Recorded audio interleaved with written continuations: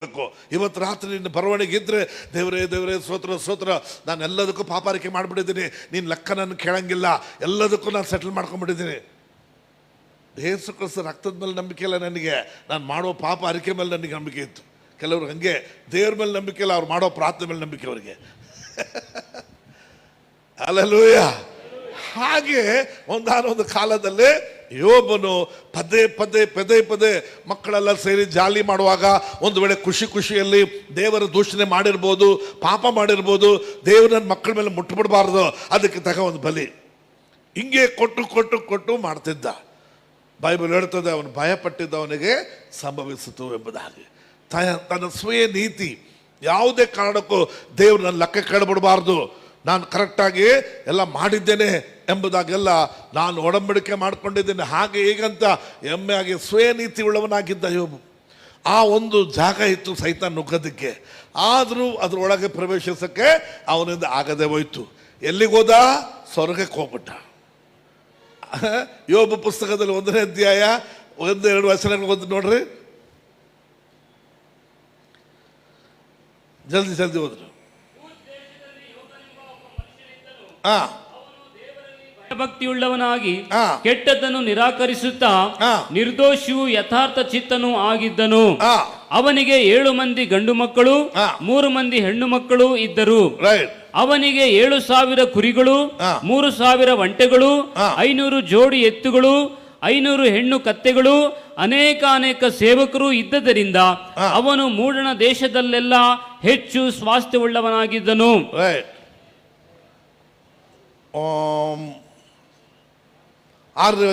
ಒಂದಾನೊಂದು ದಿನ ದೇವದೂತರು ಯೆಹೋವನ ಸನ್ನಿಧಿಯಲ್ಲಿ ಒಂದಾನೊಂದು ದಿನ ದೇವದೂತರೆಲ್ಲರೂ ದೇವರ ಸನ್ನಿಧಾನದಲ್ಲಿ ಕಾಣಿಸಿಕೊಳ್ಳಲು ಬರಲಾಗಿ ಸೈತಾನನೆಂಬ ಆಪಾದಕ ದೂತನು ಸೈತಾನೆಂಬ ಆಪಾದಕನಾದ ದೂತನು ಅವರ ಜೊತೆಯಲ್ಲಿ ಎಲ್ಲಿಗೆ ಹೋದನು?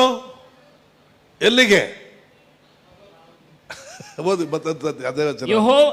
ಒಂದಾನೊಂದು ದಿನ ದೇವದೂತರು ಯೆಹೋವನ ಸನ್ನಿಧಿಯಲ್ಲಿ ಕಾಣಿಸಿಕೊಳ್ಳುವುದಕ್ಕೆ ಎಲ್ಲಿದ್ದಾರೆ? ಎಲ್ಲಿದ್ದಾರೆ? ಈಗ ಯೆಹೋವನ ಸನ್ನಿಧಾನದಲ್ಲಿ ದೇವದೂತರೆಲ್ಲ ಓದುವಾಗ ಜೊತೆಲಿ ಯಾರ ಕಡೆ ಹೋಗ್ಬಿಟ್ಟ? ಸೈತಾನನು. ಹೇಳಿ, ಬಾಯ್ ತೆಗೆದು ಹೇಳ್ರಿ. ಸೈತಾನನು ಹೋಗ್ಬಿಟ್ಟ. ನಾನು ಯಾಕೆ ಹೇಳ್ತೀನಿ ಅಂದ್ರೆ, ಸ್ವರ್ಗಕ್ಕೆ ಸೈತಾನ್ ಹೋಗ್ಬೋದು, ಆದ್ರೆ ನಿನ್ ಮನೆಗೆ ಸೈತಾನ್ ಬರಕ್ ಆಗೋದಿಲ್ಲ. ಆಮೇನ್? ಅರ್ಥ ಆಯ್ತಾ? ಈಗ ನೋಡ್ರಿ, ಸ್ವರ್ಗಕ್ಕೆ ಹೋಗ್ಬಿಟ್ಟ, ಅಲ್ಲಿ ದೂತರೆಲ್ಲಾರು ಹೋದಾಗ ಇವನು ಜೊತೆಲಿ ಸೇರ್ಕೊಂಡು ಹೋಗಿ ನಿಂತ್ಕೊಂಡ್ಬಿಟ್ಟವನೆ. ಆಗ ದೇವ್ರು ಕೇಳಿದ್ರು, ಯೆಹೋವನು ಸೈತಾನನನ್ನು ಯಾಕೆ ನೀನ್ ಬಂದೆ ಅಂತಂದ್ರ? ಯಾಕೆ ಇಲ್ಲಿ ಬಂದೆ ಅಂತಂದ್ರ? ಇಲ್ಲ. ಎಲ್ಲಿಂದ ಬಂದಿ ಎಂದು ಕೇಳಲು ಸೈತಾನನು ಯೆಹೋವನಿಗೆ, ಭೂಲೋಕದಲ್ಲಿ ಸಂಚರಿಸುತ್ತಾ ಅಲ್ಲಲ್ಲಿ ತಿರುಗುತ್ತಾ ಇದ್ದು ಬಂದೆನು ಎಂದು ಹೇಳಿದನು. ನೋಡ್ರಿ, ಭೂಲೋಕದಲ್ಲಿ ಎಲ್ಲಾ ಕಡೆ ತಿರುಗ್ತಾನೆ, ಸ್ವರ್ಗಕ್ಕೆ ಕೂಡ ಏನ್ ಮಾಡ್ತಾನೆ? ಅವನು ಹೋಗ್ಬಿಡ್ತಾನೆ. ಆದ್ರೆ ಯೋಬಿನ ಮನೆ ಒಳಗೆ ಮಾತ್ರ ಹೋಗಕ್ಕಾಗಿಲ್ಲ. ಹಲ್ಲೆಲೂಯಾ. ಯೋಬು ಹಳೆ ಒಡಂಬಡಿಕೆಯಲ್ಲಿ ಇದ್ದಂತ ವ್ಯಕ್ತಿ, ಹೊಸ ಒಡಂಬಡಿಕೆಯಲ್ಲಿ ತಾನು ರಕ್ತದಿಂದ ಸಂಪಾದನೆ ಮಾಡಿದ ಈ ಸಭೆಯಲ್ಲಿರುವ ನಿಮ್ಮ ಮನೆಗಳನ್ನು, ನಿಮ್ಮನ್ನು ಅವನು ಪ್ರವೇಶಿಸುವುದಕ್ಕೆ ಸಾಧ್ಯತೆ ಇಲ್ಲವೇ ಇಲ್ಲ. ಆಮೇನ್. ಸ್ವರ್ಗಕ್ಕೆ ಕೂಡ ಹೋಗ್ಬಿಡ್ಬೋದು, ನಮ್ಮ ಮನೆ ಬಾಗಿಲ ಹತ್ರ ಬರಕ್ ಅವನಿಗೆ ಅಧಿಕಾರ ಇಲ್ಲವೇ ಇಲ್ಲ. ಹೇಳ್ರಿ, ಸೈತಾನಿಗೆ ನನ್ನ ಮೇಲೆ ಅಧಿಕಾರ ಇಲ್ಲ.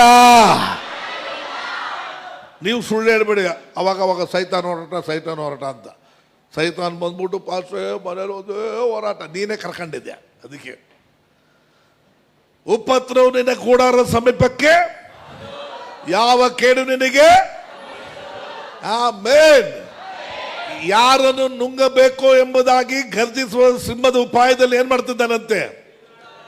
ಆದ್ರೆ ಒಳಗೆ ಬರೋಕ್ಕಾಗಲ್ಲ, ತಿರುಗಾಡ್ತಿರ್ತಾನೆ. ಆಮೇನ್. ಅರ್ಥ ಆಯ್ತ್ರಿ? ಯಾವುದು ನಿಮ್ಮನ್ನು ಹಾನಿ ಮಾಡೋದು? ಲೂಕನ ಬರೆದ ಸುವಾರ್ತೆ 10:19 ಹೇಳ್ತದೆ, ನಥಿಂಗ್ ಶಲ್ ಹಾರ್ಮ್ ಯು. ಯಾವುದು ನಿಮಗೆ ಕೇಡು ಮಾಡೋದಕ್ಕೆ ಆಗೋದೇ ಇಲ್ಲ.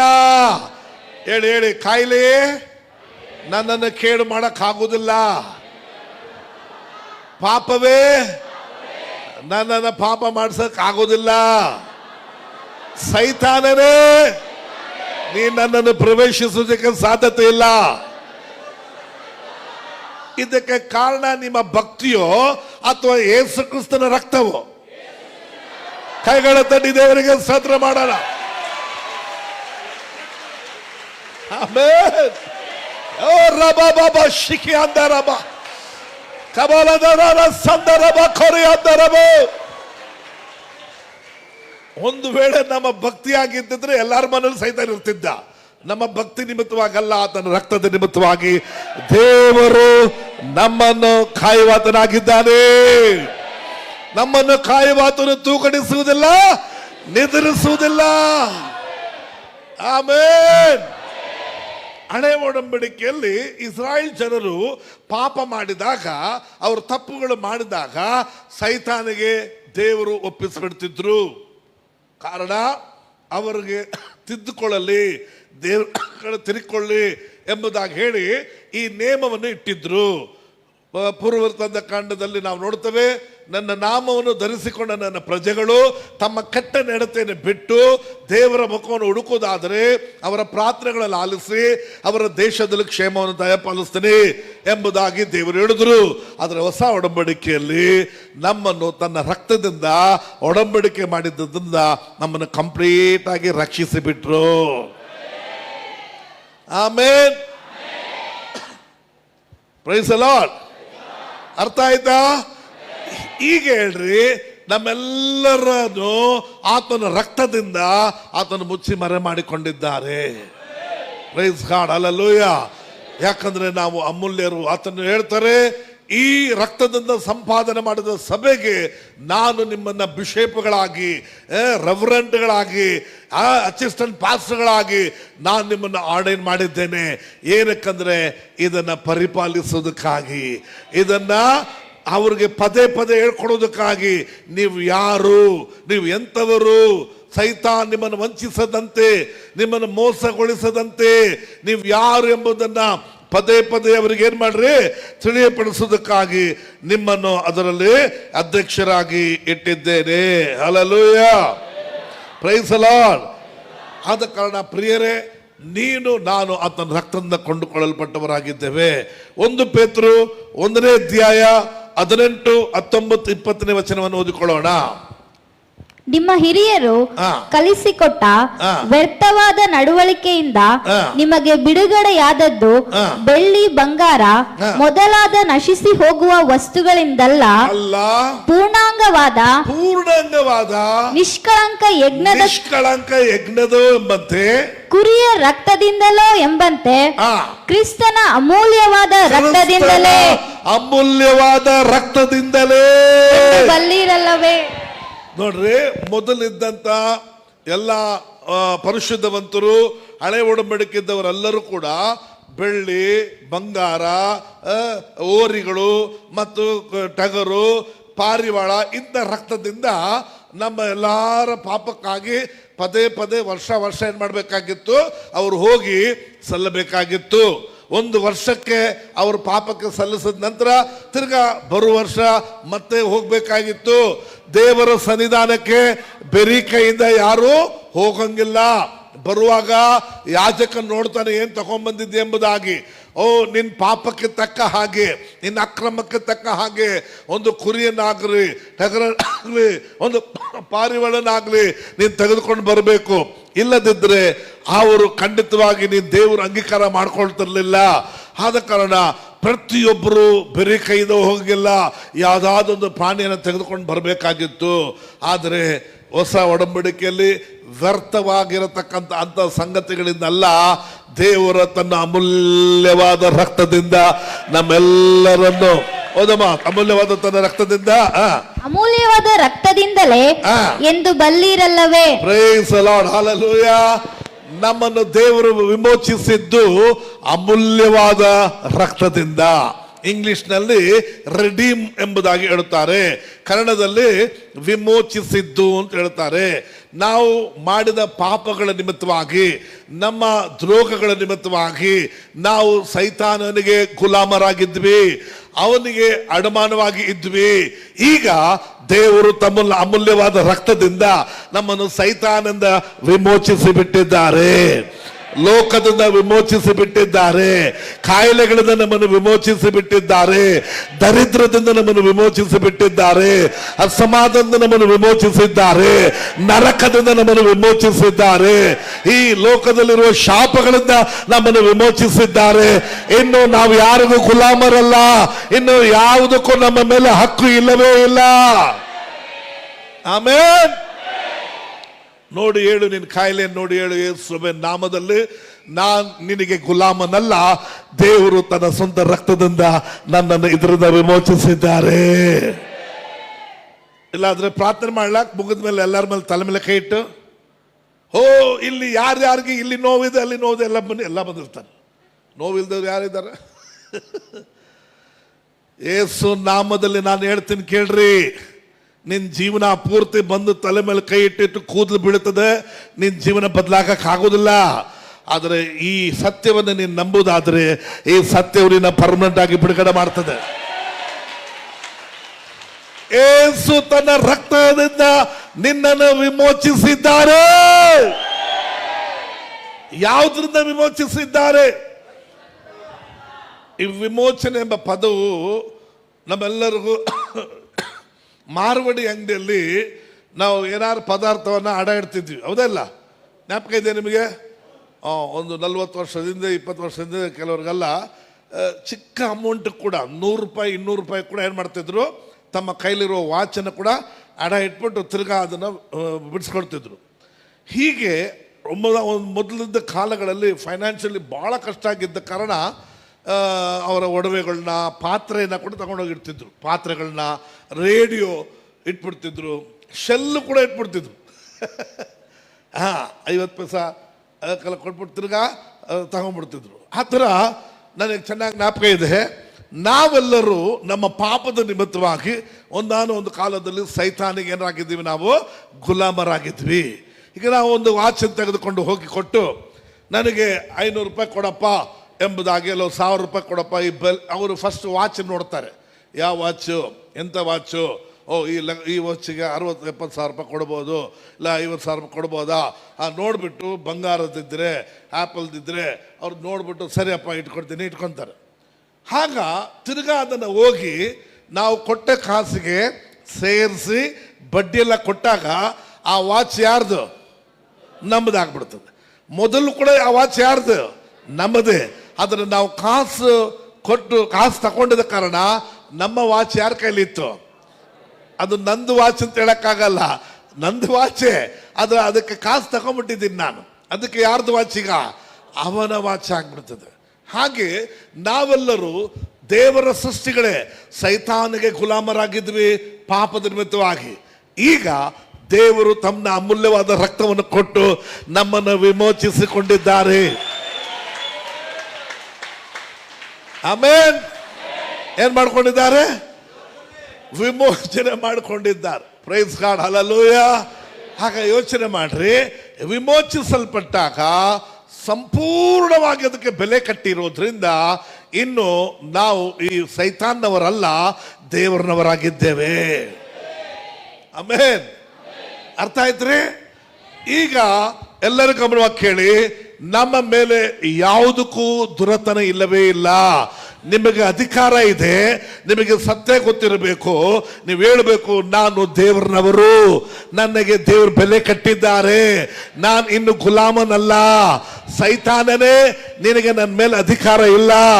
ಮಾಟ ಮಂತ್ರವೇ, ನಿನಗೆ ನನ್ನ ಮೇಲೆ ಅಧಿಕಾರ ಇಲ್ಲ. ಧೂಮಪಾನವೇ ಅಥವಾ ಅನ್ಸೆ, ನಿನಗೆ ನನ್ನ ಮೇಲೆ ಅಧಿಕಾರ ಇಲ್ಲ ಅಂತ ಯಾರು ಹೇಳಬೇಕು? ನೀವು ಬಂದು ಕ್ಯೂಲ್ ನಿಂತ್ಕೊಳ್ಳಿ, ನಾವು ಹೇಳ್ತಾ ಇರ್ತೀವಿ, ಹೌದಾ? ಯಾರು ಹೇಳ್ಬೇಕ್ರಿ? ಸತ್ಯವನ್ನು ಅರಿವಿರಿ, ಸತ್ಯ ನಿಮ್ಮನ್ನೇನ್ ಮಾಡ್ತದೆ? ಸತ್ಯದ ಪ್ರಕಾರ ನೀವು ವಿಮೋಚಿಸಲ್ಪಟ್ಟಿದ್ದೀರಿ, ಆತನ ಅಮೂಲ್ಯವಾದ ರಕ್ತದಿಂದ ಕೊಂಡುಕೊಳ್ಳಲ್ಪಟ್ಟಿದ್ದೀರಿ. ನೀವು ನಿಮ್ಮ ಸ್ವಂತ ಸೊತ್ತಲ್ಲ, ನೀವು ದೇವರಿಗೆ ಸಂಬಂಧಪಟ್ಟವರಾಗಿದ್ದೀರಿ. ಆಮೇಲೆ ಆದ ಕಾರಣ ದಯಮಾಡಿ ಅರ್ಥ ಮಾಡ್ಕೊಳ್ರಿ, ನಿಮ್ಮ ಭಕ್ತಿ ಮೇಲೆ ಆಧಾರ ಮಾಡ್ಕೊಂಡ್ಬೇಡ್ರಿ, ಆತನ ರಕ್ತದ ಮೇಲೆ ಆಧಾರ ಮಾಡ್ಕೊಳ್ರಿ. ಆಮೇಲೆ ನೀವು ಆಶೀರ್ವಾದವಾಗಿ ಇರುವುದಕ್ಕೆ ನಿಮ್ಮ ಭಕ್ತಿ ಕಾರಣವೋ, ಆತನ ಮಾಡಿದ ಪುಣ್ಯ ಕಾರಣವೋ? ಹಾಗೆ ನೀನು ಆರೋಗ್ಯವಾಗಿರುವುದಕ್ಕೆ ನಿನ್ನ ಭಕ್ತಿಯೋ, ಆತನ ಮಾಡಿದ ಪುಣ್ಯವೋ? ಮತ್ತು ಆತನಿಗೆ ಹೆಸರಿನಲ್ಲಿ ಧೈರ್ಯವಾಗಿ ಹೇಳು, ಯೇಸುವಿನ ಬಾಸುಂಡೆಗಳಿಂದ ನಾನು ಗುಣವಾಗಿದ್ದೇನೆ.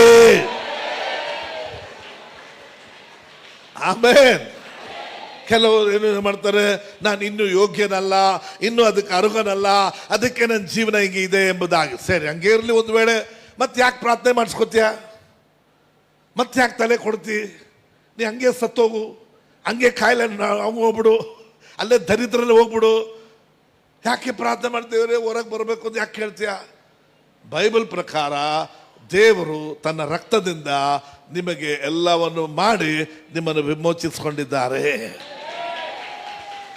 ಎಲ್ಲಿಂದ ವಿಮೋಚಿಸಿದ್ರು? ಪಾಪದಿಂದ ವಿಮೋಚಿಸಿದ್ರು, ಶಾಪದಿಂದ ನಮ್ಮನ್ನು ವಿಮೋಚಿಸಿದ್ರು, ದರಿದ್ರದ ನಮ್ಮನ್ನು ವಿಮೋಚಿಸಿದ್ರು, ಮತ್ತು ಅಸಮಾಧಾನ ನಮ್ಮನ್ನು ವಿಮೋಚಿಸಿದ್ರು, ನರಕದಿಂದ ನಮ್ಮನ್ನು ವಿಮೋಚಿಸಿದ್ರು. ಎಲ್ಲದರಿಂದ ದೇವರು ನಮ್ಮನ್ನು ವಿಮೋಚನೆ ಮಾಡಿದವರಾಗಿದ್ದಾರೆ. ಎಲ್ಲದಕ್ಕೂ ಆತನ ರಕ್ತವೇ ಕಾರಣ. Price God, hallelujah. ಆದ ಕಾರಣ ಹೇಳ್ರಿ, ನಾನು ವಿಮೋಚಿಸಲ್ಪಟ್ಟವನಾಗಿದ್ದೇನೆ, ನನ್ನ ಮೇಲೆ ಯಾವುದಕ್ಕೆ ಅಧಿಕಾರ ಇಲ್ಲವೇ ಇಲ್ಲ. ಆಮೇಲೆ ಅದಕ್ಕೆ ಬೈಬಲ್ ಹೇಳುತ್ತದೆ, ಕರ್ತನಿಗೆ ವಿಧೇಯರಾಗ್ರಿ. ನ್ಯೂ ಟೆಸ್ಟಮೆಂಟ್, ಹೊಸ ಒಡಂಬಡಿಕೆಯಲ್ಲಿ ವಿಧೇಯತೆ ಅಂದ್ರೆ ಒಬಿಡಿಯಂಟ್ ಆಫ್ ಫೇತ್ ಎಂಬುದಾಗಿ ಹೇಳ್ತಾರೆ. ಅದರ ಅರ್ಥ ಹೇಗಂದ್ರೆ, ದೇವರು ನನಗೆ ಮಾಡಿರತಕ್ಕಂಥ ಆ ಪುಣ್ಯವನ್ನು ನಂಬಿಕೆಯಿಂದ ವಿಧೇಯನಾಗ್ತೇನೆ. ಏಸು ತನ್ನ ರಕ್ತದಿಂದ ನನ್ನನ್ನು ಕೊಂಡುಕೊಂಡಿದ್ದಾರೆ ಎಂಬುದನ್ನು ನಾನು ಮನಪೂರ್ವಕವಾಗಿ ನಂಬಿ ಅದನ್ನು ಅಂಗೀಕರಿಸಿಕೊಳ್ಳುತ್ತೇನೆ. Obedient of faith. ಹಳೆ ಒಡಂಬಡಿಕೆಯಲ್ಲಿ ಒಬಿಡಿಯಂಟ್ ಅಂದ್ರೆ ಏನು ಗೊತ್ತಾ? ವಿಧೇಯತೆ ಅಂದ್ರೆ ಆತನು ಹೇಳಿದ ಮಾತನ್ನು ನೋಡಿ ಓದಿ ಅದರಂತೆ ನಡಿಬೇಕು. ನೀನು ಯಾರು ನಡೆಯಕ್ಕಾಗಿಲ್ಲ, ಒಬ್ಬನಾದ್ರೂ ನೀತಿವಂತನಲ್ಲ, ಎಲ್ಲರೂ ಪಾಪ ಮಾಡ್ಕೊಂಡಿದ್ದಾರೆ, ಯಾರು ನಡೆಯಕ್ಕೆ ಆಗದೆ ಹೋಯಿತು. ಆದರೆ ಹೊಸ ಒಡಂಬಡಿಕೆಯಲ್ಲಿ ಒಬಿಡಿಯಂಟ್ ಆಫ್ ಫೇತ್ ಅಂದ್ರೆ ಏನರ್ಥ? ನಂಬಿಕೆ ಎಂಬ ವಿಧೇಯತೆ. ಯೇಸು ನನಗಾಗಿ ತನ್ನ ರಕ್ತವನ್ನು ಸುರಿಸಿ ನನ್ನನ್ನು ಸಂಪಾದನೆ ಮಾಡಿಕೊಂಡಿದ್ದಾರೆ, ನನ್ನ ವಿಮೋಚಿಸಿಕೊಂಡಿದ್ದಾರೆ. ವ್ಯರ್ಥವಾದ ಕಾರ್ಯಗಳಿಂದಲ್ಲ, ದನ ಕುರಿ ಇಂಥ ರಕ್ತಗಳಿಂದಲ್ಲ, ಬೆಳ್ಳಿ ಮತ್ತು ಬಂಗಾರಗಳಿಂದಲ್ಲ.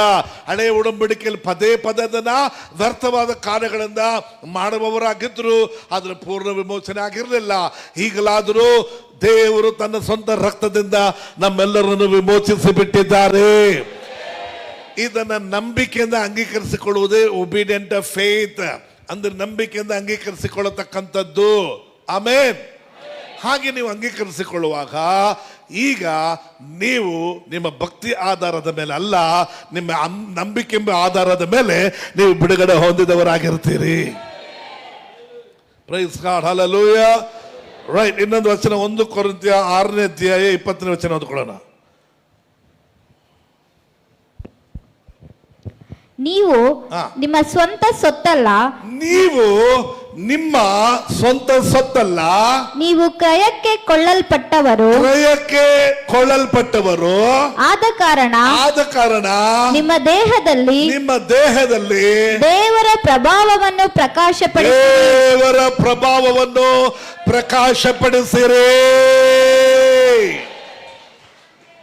ಹಲೋ, ಎಲ್ಲ ಗಮನ ಕೇಳಿ, ದೇವ್ರು ಕೇಳಿ. ನೀವು ಯಾರನವರಲ್ಲ ಹೇಳಿ, ಬಾಯಿ ತೆಗೆದು ಹೇಳ್ರಿ. ನಾವು ನಮ್ಮವರೇ ಅಲ್ಲ. ನಾವು ಯಾರನವರು? ಏಸುನವರಾಗಿದ್ದೇವೆ. ನಮ್ಮ ಶರೀರದಲ್ಲಿರತಕ್ಕ ಪ್ರತಿಯೊಂದು ಅಂಗಗಳು ನಮ್ಮದಲ್ಲ, ಅದು ಕ್ರಿಸ್ತನದಾಗಿದೆ. ಯಾಕಂದ್ರೆ ಅದಕ್ಕೆ ಬೆಲೆ ಕಟ್ಟಿದ್ದಾರೆ. ಆಮೇನ್. ಅದನ್ನು ತಿಳಿದು ಪೌಲು ಹೇಳುತ್ತಾರೆ, ಇನ್ನು ಜೀವಿಸುವುದು ಯಾರಲ್ಲ, ನಾನಲ್ಲ, ಮತ್ತಿನ್ಯಾರು ಜೀವಿಸ್ತಾರೆ? ಕ್ರಿಸ್ತನು ನನ್ನಲ್ಲಿ ಜೀವಿಸುವವರಾಗಿದ್ದಾರೆ. ಈಗ ಹೇಳ್ರಿ, ನೀವು ನಿಮ್ಮ ಸೊತ್ತಲ್ಲ, ಆದ ಕಾರಣ ನಿಮ್ಮ ಶರೀರದಲ್ಲಿ ಯಾರನ್ನು ಪ್ರಕಾಶಿಸಬೇಕು? ದೇವರ ಪ್ರಭಾವವನ್ನು ದೇವರ ಪ್ರಭಾವವನ್ನು ಪ್ರಕಾಶಿಸಬೇಕು.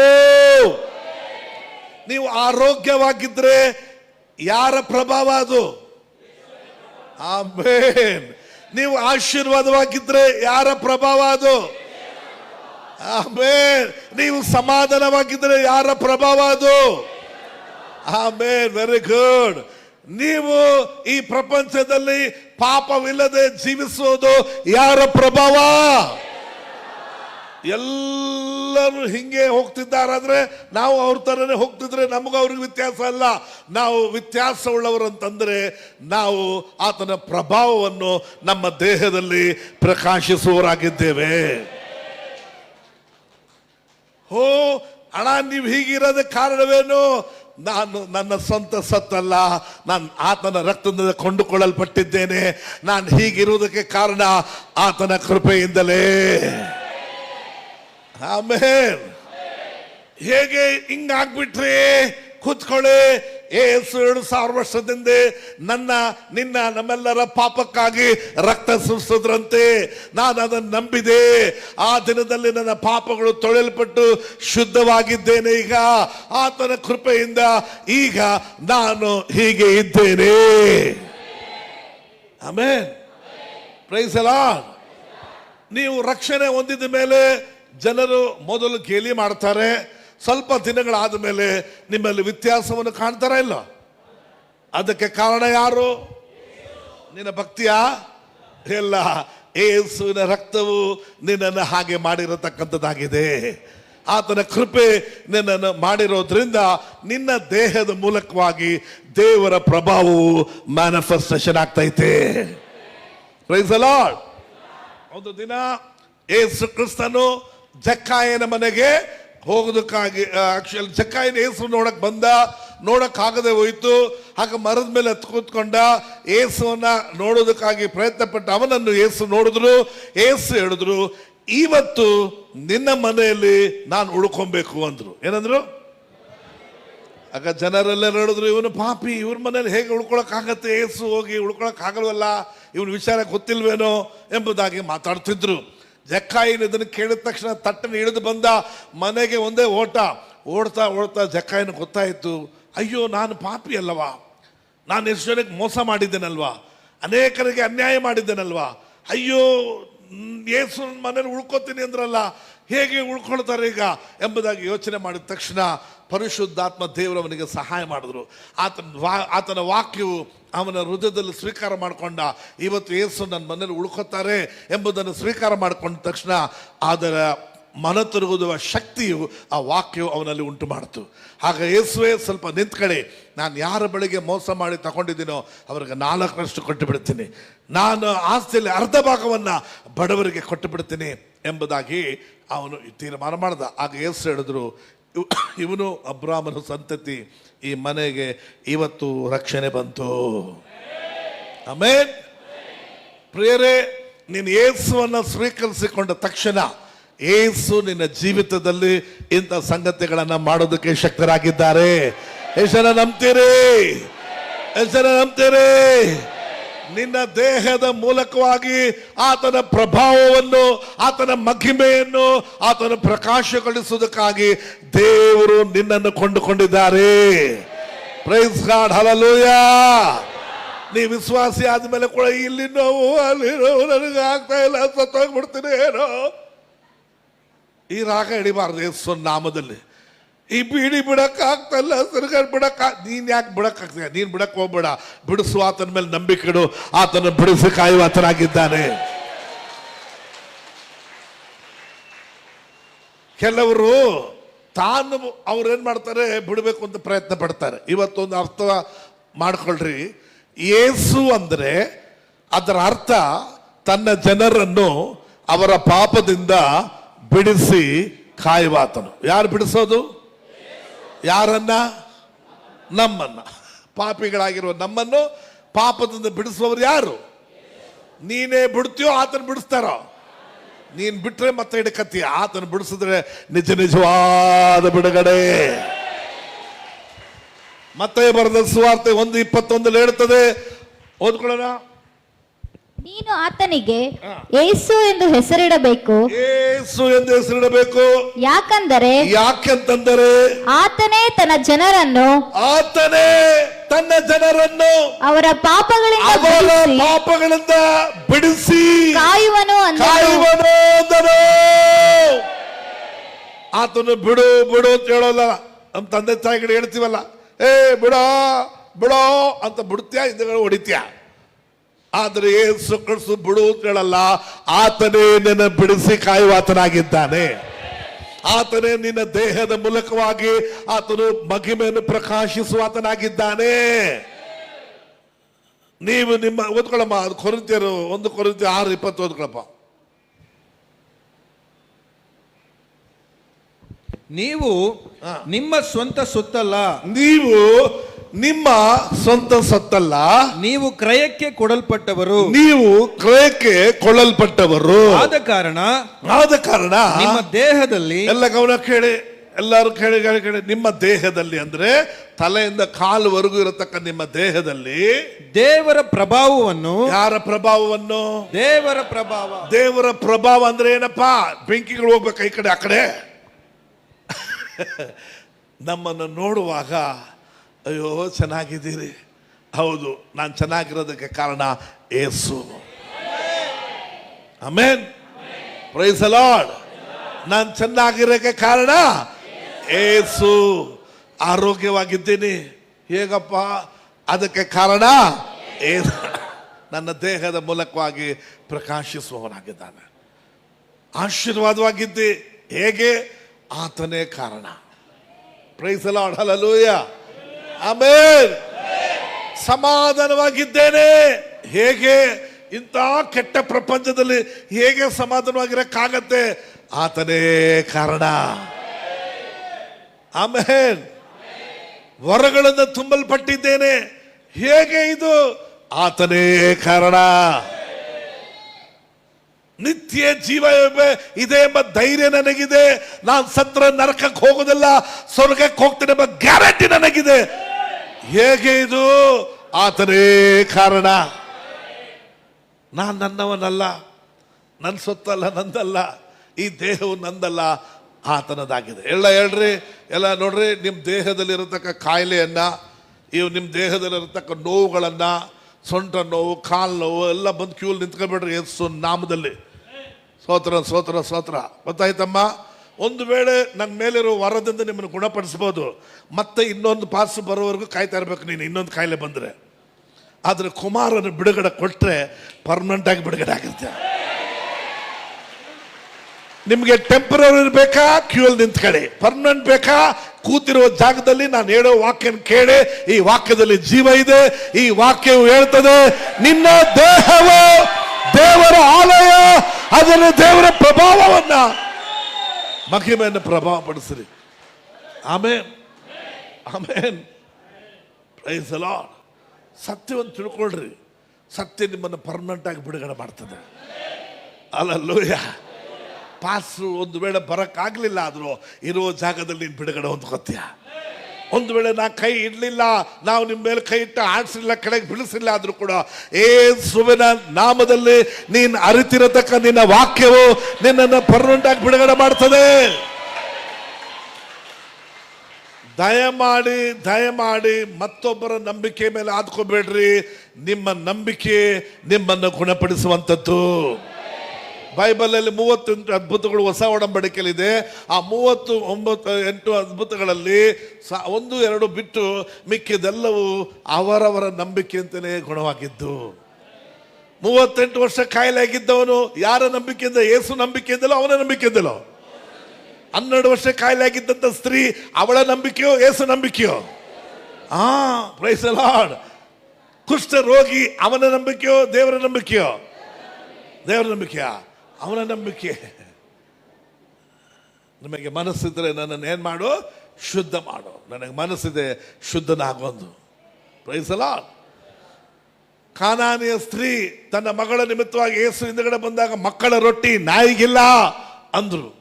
ಹೌದು ಸ್ವಾಮಿ, ನಾಯಿಗಿಲ್ಲ, ಮಕ್ಕಳು ತಿಂದು ಕೆಳಗೆ ಬೀಳುತ್ತದ, ಅವುಗಳು ನಾಯಿಗಳು ತಿಂತೇವೆ ತಾನೆ, ಅದು ಇದ್ರೆ ಸಾಕು. ಅಮ್ಮ, ನಿನ್ನ ನಂಬಿಕೆ ದೊಡ್ಡದು.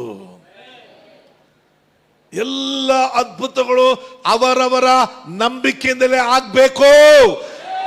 ನಂಬಿಕೆ ಇಲ್ಲದೆ ನನ್ನಂತ ಯಾರಾದರೂ ಬಾಬಾಗಳು ಬಂದು ನಿನ್ ತಲೆ ಮೇಲೆ ಕೈ ಇಟ್ಟು ಆಡಿಸಿದ್ರೆ ನಿನಗೆ ಅದು ಪಾಪ.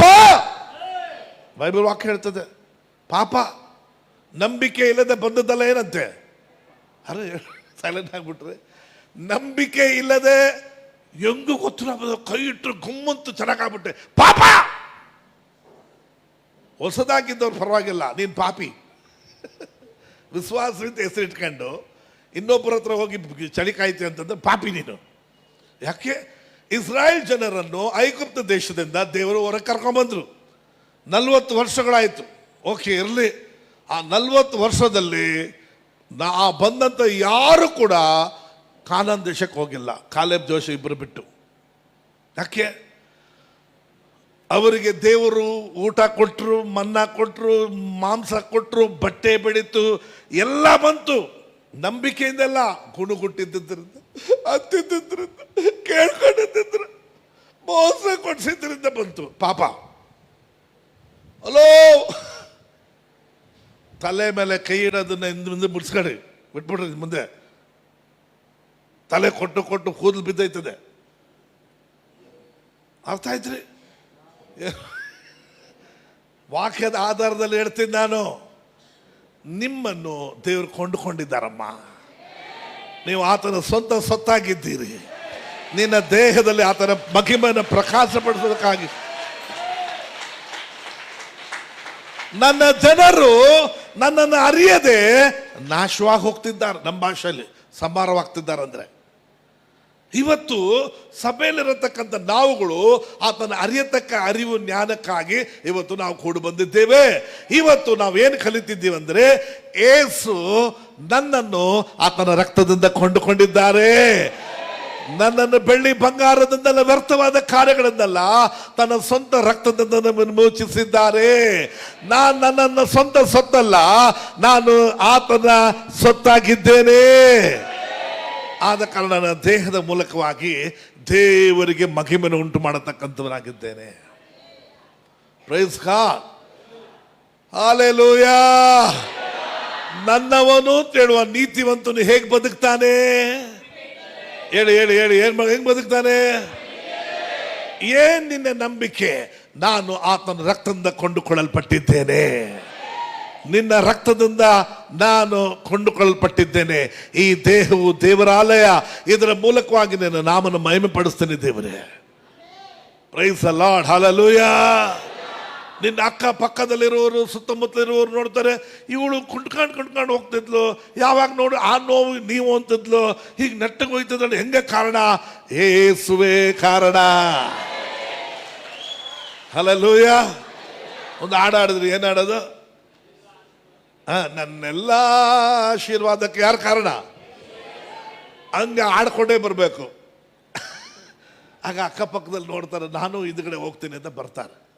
ಆಮೇಲೆ ನೀನು ಅವ್ರನ್ನೂ ಕರ್ಕೊಂಬಂದು ನೀನು ಬಂದು ಕ್ಯೂಲ್ ನಿಂತ್ಕೊಂಡು ಕೊಟ್ಟರೆ ತಲೆನ, ಓ ಈ ಅಮ್ಮ ನನಗಿಂತ ಮುಂದೆ ಹೋಗ್ತದೆ, ಅದೇ ತಲೆ ಕೊಡಕ್ಕೆ ಹೋಯ್ತೈತೆ.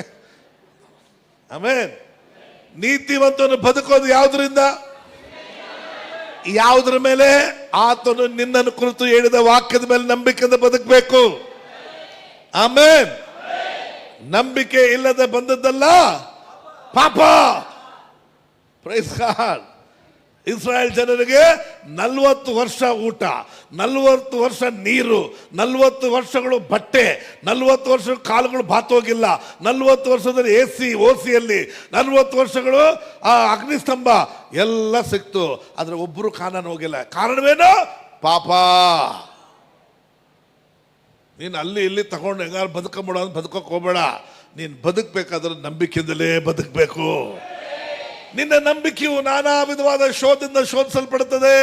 ಯಾಕಂದ್ರೆ ಬೆಳ್ಳಿ ಬಂಗಾರಕ್ಕಿಂತಲೂ ಅಮೂಲ್ಯವಾದದ್ದು ನಿನ್ನ ನಂಬಿಕೆ. ಆಮೇಲೆ ಯಾರ ಮೇಲೆ ನಿನ್ನ ನಂಬಿಕೆ? ನಿನಗಾಗಿ ಸುಲಭೆಯಲ್ಲಿ ಯೇಸು ಸ್ವಾಮಿ ಮಾಡಿದ ಪುಣ್ಯಗಳ ಮೇಲೆ ನಂಬಿಕೆ ಇಡು. ಆಗ ನಿನ್ನ ದೇಹದಲ್ಲಿ ಆತನ ಮಹಿಮೆಯನ್ನು ಪ್ರಕಾಶಪಡಿಸ್ತೀಯ. Price the lord. ಸರಿ, ಒಂದು ವಚನ ಓದ್ಕೊಳ್ಳೋಣ.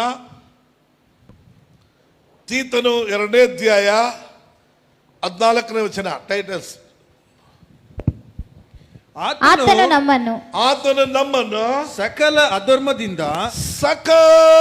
ಅಧರ್ಮದಿಂದ ವಿಮೋಚಿಸುವುದಕ್ಕೂ ಎಷ್ಟು ಎಷ್ಟು ಎಷ್ಟು ಸಕಲಪ್ಪ, ದಯಮಾಡಿ ಅರ್ಥ ಮಾಡ್ಕೊಳ್ರಿ. ಸಕಲ ಅಧರ್ಮದಿಂದ ವಿಮೋಚಿಸುವುದಕ್ಕೂ ಸತ್ಕ್ರಿಯೆಗಳಲ್ಲಿ ಆಸಕ್ತರಾದ ಸ್ವಕೀಯ ಜನರನ್ನು ಸ್ವಕೀಯ ಜನರನ್ನು ತನಗಾಗಿ ಪರಿಶುದ್ಧ ಮಾಡುವುದಕ್ಕೂ ನಮಗೋಸ್ಕರ ತನ್ನನ್ನು ಒಪ್ಪಿಸಿಕೊಟ್ಟನು.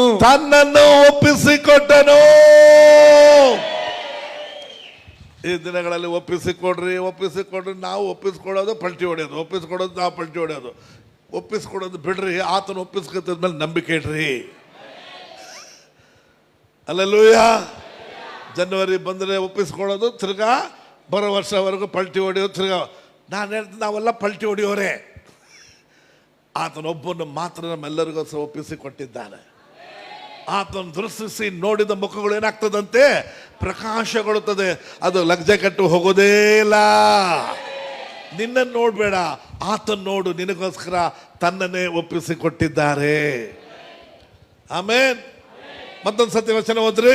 ಆತನು ನಮ್ಮನ್ನು ಸಕಲ ಅಧರ್ಮದಿಂದ ಎಷ್ಟು ಸಕಲ ನೋಡ್ರಿ, ನಮ್ಮ ಆಶೀರ್ವಾದಕ್ಕೆ ಅಡ್ಡಿಯಾಗಿದ್ದದ್ದು ಪಾಪವೇ, ಅಧರ್ಮವೇ. ಈಗ ಎಲ್ಲ ಸಕಲ ಅಧರ್ಮಗಳನ್ನು ಏನ್ ಮಾಡಿದ್ರಂತೆ ದೇವರು? ವಿಮೋಚಿಸುವುದಕ್ಕೆ ಸತ್ಕ್ರಿಯೆಗಳಲ್ಲಿ ಸತ್ಕ್ರಿಯೆಗಳಲ್ಲಿ ಯಾರಿಗೆಲ್ಲ ಆಸಕ್ತಿ ಇದೆ? ನಾನು ಒಳ್ಳೆಯವನಾಗಬೇಕು, ನಾನು ಚೆನ್ನಾಗಿರ್ಬೇಕು, ಭಕ್ತಿಯಾಗಿರ್ಬೇಕು, ಆಶೀರ್ವಾದವಾಗಿರ್ಬೇಕು, ದೇಶಕ್ಕೆ ಆಸೆ ಇದೆ. ವಾ, ಇಲ್ವಾ? ಯಾರಿಗಿಲ್ಲ? ಕೈ ಎತ್ತಿ ಹೇಳ್ರಿ, ಯಾರಿಗೆಲ್ಲ ಆಸಕ್ತಿ ಇದೆ? ಒಂದು ವೇಳೆ ನಮ್ಮ ಕನ್ನಡ ಅರ್ಥ ಆಗಿಲ್ಲ, ಅರ್ಥ ಆಗುತ್ತಾ? ಓಕೆ, ಈಗ ಹೇಳ್ರಿ, ನಮ್ಗೆಲ್ಲ ಚೆನ್ನಾಗಿರ್ಬೇಕು ಅಂತ ಆಸೆ ಇದೆಯಾ? ನಮ್ಮ ದೇಹದಲ್ಲಿ ದೇವ್ರನ್ನ ಮಹಿಮೆ ಪಡಿಸ್ಬೇಕು ಆಸೆ ಇದೆಯಾ? ನಾನು ಪರಿಶುದ್ಧ ಜೀವನ ಮಾಡ್ಬೇಕು ಆಸೆ ಇದೆಯಾ?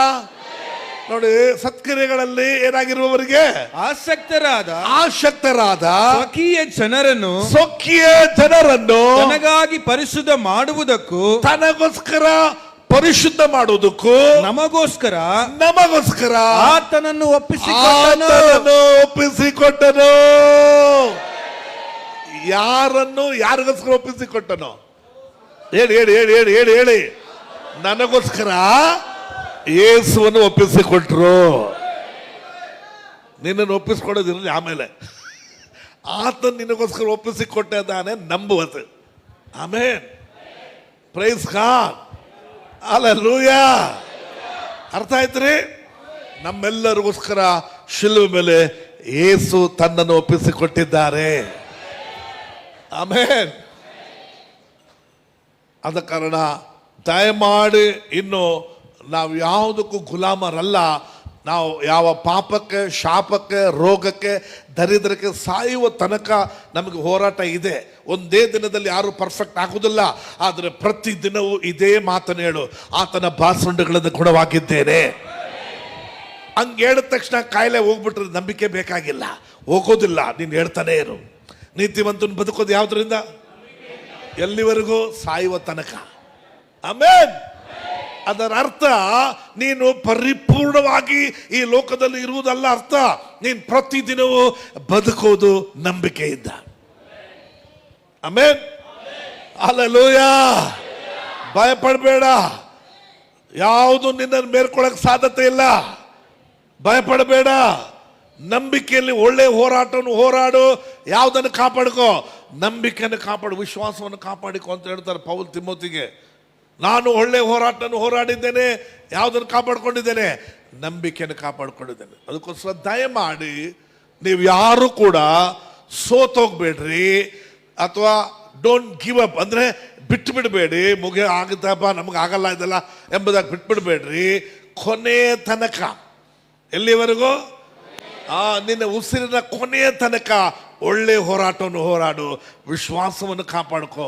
ಯಾಕೆ ದೇವರು ನನಗಾಗಿ ಮಾಡಿದ್ದಾರೆ. ಹೇಳ್ತಾನೆ ಇರು. ಜನ ಗೇಲಿ ಮಾಡ್ಬೋದು, ನಿನ್ನ ಮನಸ್ಸೇ ನಿನ್ನ ಗೇಲಿ ಮಾಡ್ಬೋದು. 100 ದಿನದ ಇದೇ ಹೇಳ್ಕೊಂಡಿದ್ದೆ, ಇನ್ನೇ ಬಿದ್ಕೊಂಡಿದ್ಯಾ ಎಂಬುದಾಗಿ ಹೇಳ್ಬೋದು. ಆದರೆ ನಿನ್ನ ಮನಸ್ಸಲ್ಲ, ಜನ ಅಲ್ಲ, ನಿನ್ನ ವಾಕ್ಯದ ಮೇಲೆ ನಂಬಿಕೆ ಇಟ್ಟು ಹೇಳು, ಆತನ ಭಾಷಣಗಳಿಂದ ಗುಣವಾಗಿದ್ದೇನೆ. ಇನ್ನು ನಾನು ದರಿದ್ರನಲ್ಲ, ನಾನು ಐಶ್ವರ್ಯವಂತನಾಗಿದ್ದೇನೆ. ನಾನು ಹೋಗುವಾಗಲೂ ಆಶೀರ್ವಾದವಾಗಿರ್ತೇನೆ, ಬರುವಾಗಲೂ ಆಶೀರ್ವಾದವಾಗಿರ್ತೇನೆ.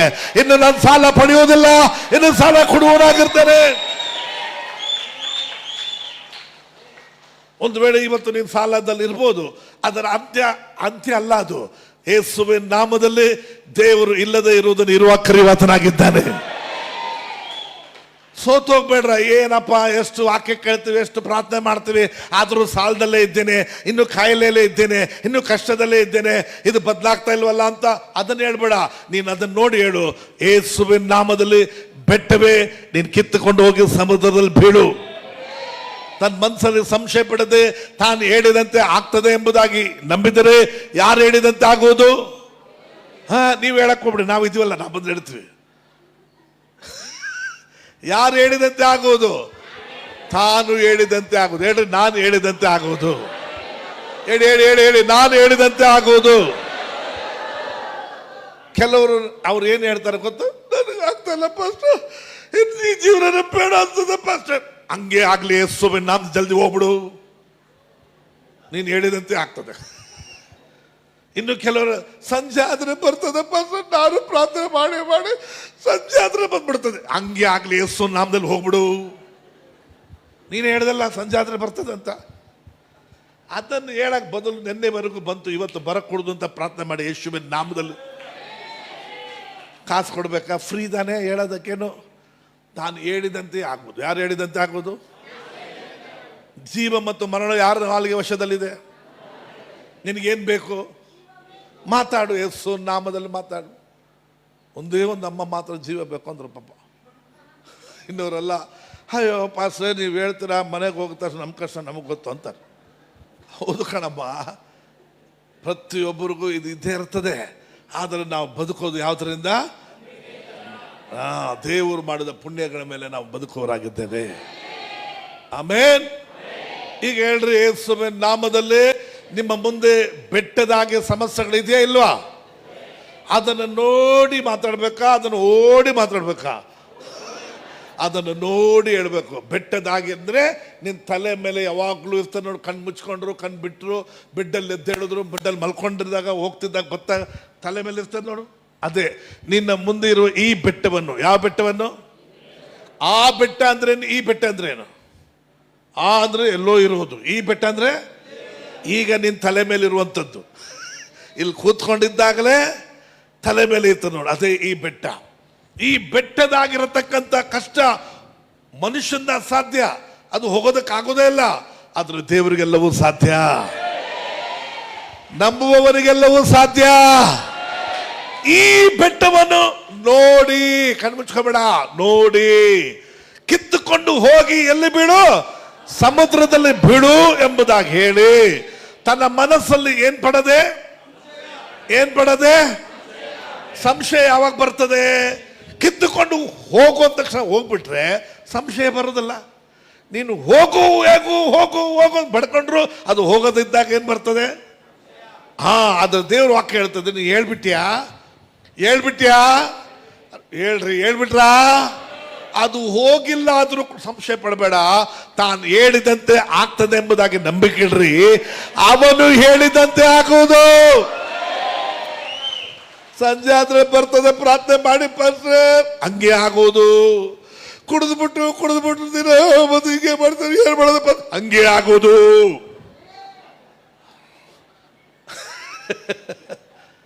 ಅಲ್ಲೆಲ್ಲೂಯ. ತಾನು ಹೇಳಿದಂತೆ ಆಗೋದು. ಯಾರು ಹೇಳಿದಂತೆ ಆಗೋದು?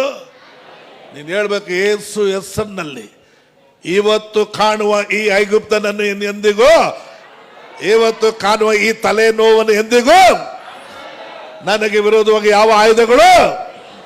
ಹಂಗೆ ಹೇಳ್ತಾನೆ ಇರ್ಬೇಕ, ಪಟ್ಟ ಅಂತ ಹೇಳ್ತಾನೆ ಇರ್ಬೇಕು. ಯೇಸು ನಾಮದಲ್ಲಿ ಹೇಳಕ್ ಗೊತ್ತಿಲ್ವಾ?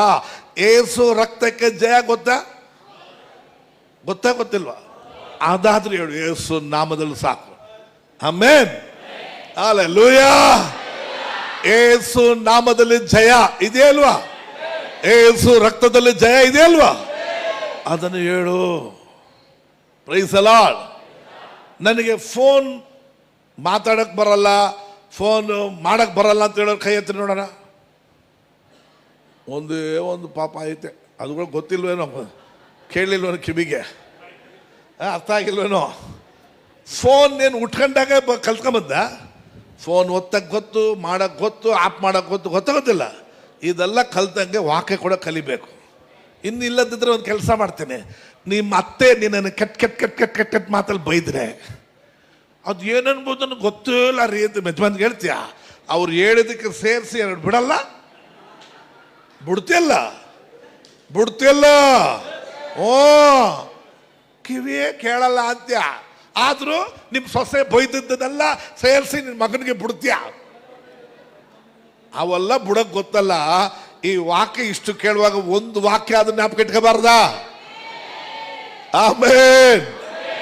ಹಲ್ಲೆಲೂಯಾ. Praise the Lord. ಅರ್ಥ ಆಯ್ತ್ರಿ? ದೇವರೇ, ನನಗೆ ವಾಕ್ಯ ಜ್ಞಾಪಕ ಶಕ್ತಿ ಕೊಡು ಸ್ವಾಮಿ. ಬೈಬಲ್ ಹೇಳುತ್ತದೆ, ಮಾತಾಡೋದು ನೀವಲ್ಲ, ಪರಿಶುದ್ಧಾತ್ಮ ದೇವರು ನಿಮ್ಮಲ್ಲಿ ಇದ್ದುಕೊಂಡು ಮಾತಾಡುವವರಾಗಿದ್ದಾರೆ. ಆತ ನಿಮಗೆ ಸಹಾಯ ಮಾಡ್ತಾರೆ. ಈ ಪ್ರಪಂಚದಲ್ಲಿ ಜಯಕ್ರೈಸ್ತರಾಗಿ ಜೀವಿಸುವುದಕ್ಕೆ ಆತನು ಸಹಾಯ ಮಾಡುವ ಆತನಾಗಿದ್ದಾನೆ. Praise God. ಹಲ್ಲೆಲೂಯಾ. ರೈಟ್, ಓದ್ಕೊಳ್ಳೋಣ. ಪ್ರಕಟಣೆ ಗ್ರಂಥದಲ್ಲಿ 5ನೇ ಅಧ್ಯಾಯ 9ನೇ ವಚನ. ಅವರು ಹೊಸ ಹಾಡನ್ನು ಹಾಡುತ್ತಾ. ಏನ್ ಹಾಡ್ದ? ಹೊಸ ಹಾಡನ್ನು ಹಾಡುತ್ತಾ. ನೀನು ಸುರುಳಿಯನ್ನು ತೆಗೆದುಕೊಂಡು ಅದರ ಮುದ್ರೆಗಳನ್ನು ಒಡೆಯುವುದಕ್ಕೆ ಯೋಗ್ಯನೇ. ನೀನು ಯಜ್ಞಾರ್ಪಿತನಾಗಿ ನಿನ್ನ ರಕ್ತದಿಂದ ಸಕಲ ಕುಲ, ಭಾಷೆ, ಪ್ರಜೆ, ಜನಾಂಗಗಳರಿಂದ ಮನುಷ್ಯರನ್ನು ದೇವರಿಗಾಗಿ ಕೊಂಡುಕೊಂಡಿ. ಹಲ್ಲೆಲೂಯಾ. ನಾವೆಲ್ಲರೂ ಯಾರು ಗೊತ್ತಾ? ದೇವರಿಗಾಗಿ ಕೊಂಡುಕೊಳ್ಳಲ್ಪಟ್ಟವರಾಗಿದ್ದೇವೆ. ಇದಲ್ಲಿ ನೋಡಿ, ಸಕಲ ಕಲರ್ ಇದೆ, ಸಕಲ ಭಾಷೆ ಇದೆ, ಸಕಲ ಜಾತಿ ಇದೆ, ಗೋತ್ರ ಇದೆ, ಕುಲ ಇದೆ. ಎಲ್ಲರನ್ನು ದೇವರು ಏನ್ ಮಾಡಿದ್ದಾರೆ? ದೇವರಿಗಾಗಿ ಕೊಂಡುಕೊಂಡಿದ್ದಾರೆ. ಇನ್ನು ನಾವು ಸೈತಾನಿಗೆ ಸಂಬಂಧಪಟ್ಟವರಲ್ಲ, ಈ ಲೋಕಕ್ಕೆ ಸಂಬಂಧಪಟ್ಟವರಲ್ಲ, ಪಾಪಕ್ಕೆ ಸಂಬಂಧಪಟ್ಟವರಲ್ಲ, ರೋಗಕ್ಕೆ ಸಂಬಂಧಪಟ್ಟವರಲ್ಲ, ದರಿದ್ರಕ್ಕೆ ಸಂಬಂಧಪಟ್ಟವರಲ್ಲ. ನಾವು ದೇವರಿಗಾಗಿ ಕೊಂಡುಕೊಳ್ಳಲ್ಪಟ್ಟವರಾಗಿದ್ದೇವೆ. ಆಮೆನ್. ನೆಕ್ಸ್ಟ್ 10ನೇ ವಚನ. ಅವರನ್ನು ನಮ್ಮ ದೇವರಿಗೋಸ್ಕರ ರಾಜ್ಯವನ್ನಾಗಿಯೂ ಏನಾಗಿ ಮಾಡಿದ್ದಾರೆ?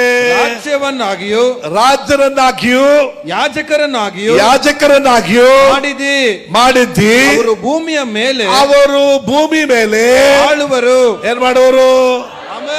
ಹಾಳಾಗಿರೋರು, ಹಾಳಾಗಿ ಹೋಗ್ಬಿಡೋರು. ಹೆಂಗಿರೋರು? ಹೇಳಿ, ಬಾಯಿ ತೆಗೆದು ಹೇಳ್ರಿ. ಯಾವುದ್ರ ಮೇಲೆ? ಭೂಮಿ ಮೇಲೆ, ಬೆಟ್ಟದ ಮೇಲೆ ಆಳ್ತೀರಾ? ಭೂಮಿ ಮೇಲೆ ಇರುವ ದಿನಗಳಲ್ಲಿ ನಿಮ್ಮ ಕಾಯಿಲೆಗಳ ಮೇಲೆ, ನಿಮ್ಮ ದರಿದ್ರ ಮೇಲೆ, ಅಸಮಾಧಾನ ಮೇಲೆ ಅದು ನಿಮ್ಮನ್ನು ಆಳುವುದಿಲ್ಲ, ನೀವು ಅದನ್ನು ಆಳುವವರಾಗಿರ್ತೀರಿ. ಆಮೆನ್. ಹಲ್ಲೆಲೂಯಾ. ನಿಮ್ಮ ಮನೇಲಿ ನಾಯಿ ಸಾಕಿದ್ದೀರಾ? ಇಲ್ಲ. ಹಸ ಸಾಕಿದ್ದೀರಾ? ಕುರಿಗಿರಿ? ಅದು ನಿಮ್ಮನ್ನು ಆಡ್ತದೋ, ನೀವು ಅದನ್ನು ಆಡ್ತಿರೋ? ಅದೇ ತರ ಯೇಸು ನಾಮದಲ್ಲಿ ನಿನ್ನ ದೇಹಕ್ಕೆ ವಿರೋಧವಾಗಿ ಬರೋದರ ಮೇಲೆ ನೀನು ಆಳ್ವಿಕೆ ಮಾಡುವ ಅಧಿಕಾರ ಹೊಂದಿದ್ದೆ. ರಾಜ ಅಭಿಷೇಕ ನಿನಗೈತೆ, ಯಾಜಕರ ಅಭಿಷೇಕ ನಿನಗೈತೆ. ಆಮೇನ್. ಸ್ತೋತ್ರಂ. ಅರ್ಥ ಆಯ್ತ್ರಿ? ರಾಜರು ಆ ಹಳೆ ಒಡಂಬಡಿಕೆಯಲ್ಲಿ ದೇವರು ತಮಗೆ ವಾಗ್ದಾನ ಮಾಡಲ್ಪಟ್ಟಂತಹ ದೇಶಗಳನ್ನ, ಸೌಲು, ದಾವಿದನು, ಈ ರೀತಿಯಲ್ಲಿ ಬಂದಂತ ಅರಸರುಗಳೆಲ್ಲರೂ ಕೂಡ ಏನ್ ಮಾಡಬೇಕಾಗಿತ್ತು? ದೇವರು ತಮಗೆ ಕೊಡಲ್ಪಟ್ಟ ವಾಗ್ದಾನ ಮಾಡಲ್ಪಟ್ಟ ದೇಶವನ್ನ ಅವ್ರು ಏನ್ ಮಾಡ್ಬೇಕು? ಆಳ್ವಿಕೆ ಮಾಡಬೇಕಾಗಿತ್ತು. ಆ ಜಾಗಗಳಲ್ಲಿ ವೈರಿಗಳಿದ್ರೆ ಅವ್ರನ್ನ ಸಂಹಾರ ಮಾಡಿ ಓಡಿಸಿ, ಆ ಜಾಗ ಬಿಟ್ಟು ಅವ್ರನ್ನ ಓಡಿಸ್ಬಿಟ್ಟು ಆ ಜಾಗಗಳನ್ನ ಕಬ್ಜಾ ಮಾಡ್ಕೋಬೇಕಾಗಿದೆ. ಕಾರಣ ದೇವರು ಅವರಿಗೆ ವಾಗ್ದಾನವಾಗಿ ಕೊಟ್ಟರು. ಹಾಗೆ ದೇವರನಿಗೆ ಪಾಪ, ಶಾಪ, ರೋಗ, ದರಿದ್ರ, ಅಸಮಾಧಾನ, ನರಕದ ಮೇಲೆ, ಎಲ್ಲದರ ಮೇಲೆ ದೇವರು ನನಗೆ ಅಧಿಕಾರವನ್ನು ಕೊಟ್ಟಿದ್ದಾರೆ. ಆಮೆನ್.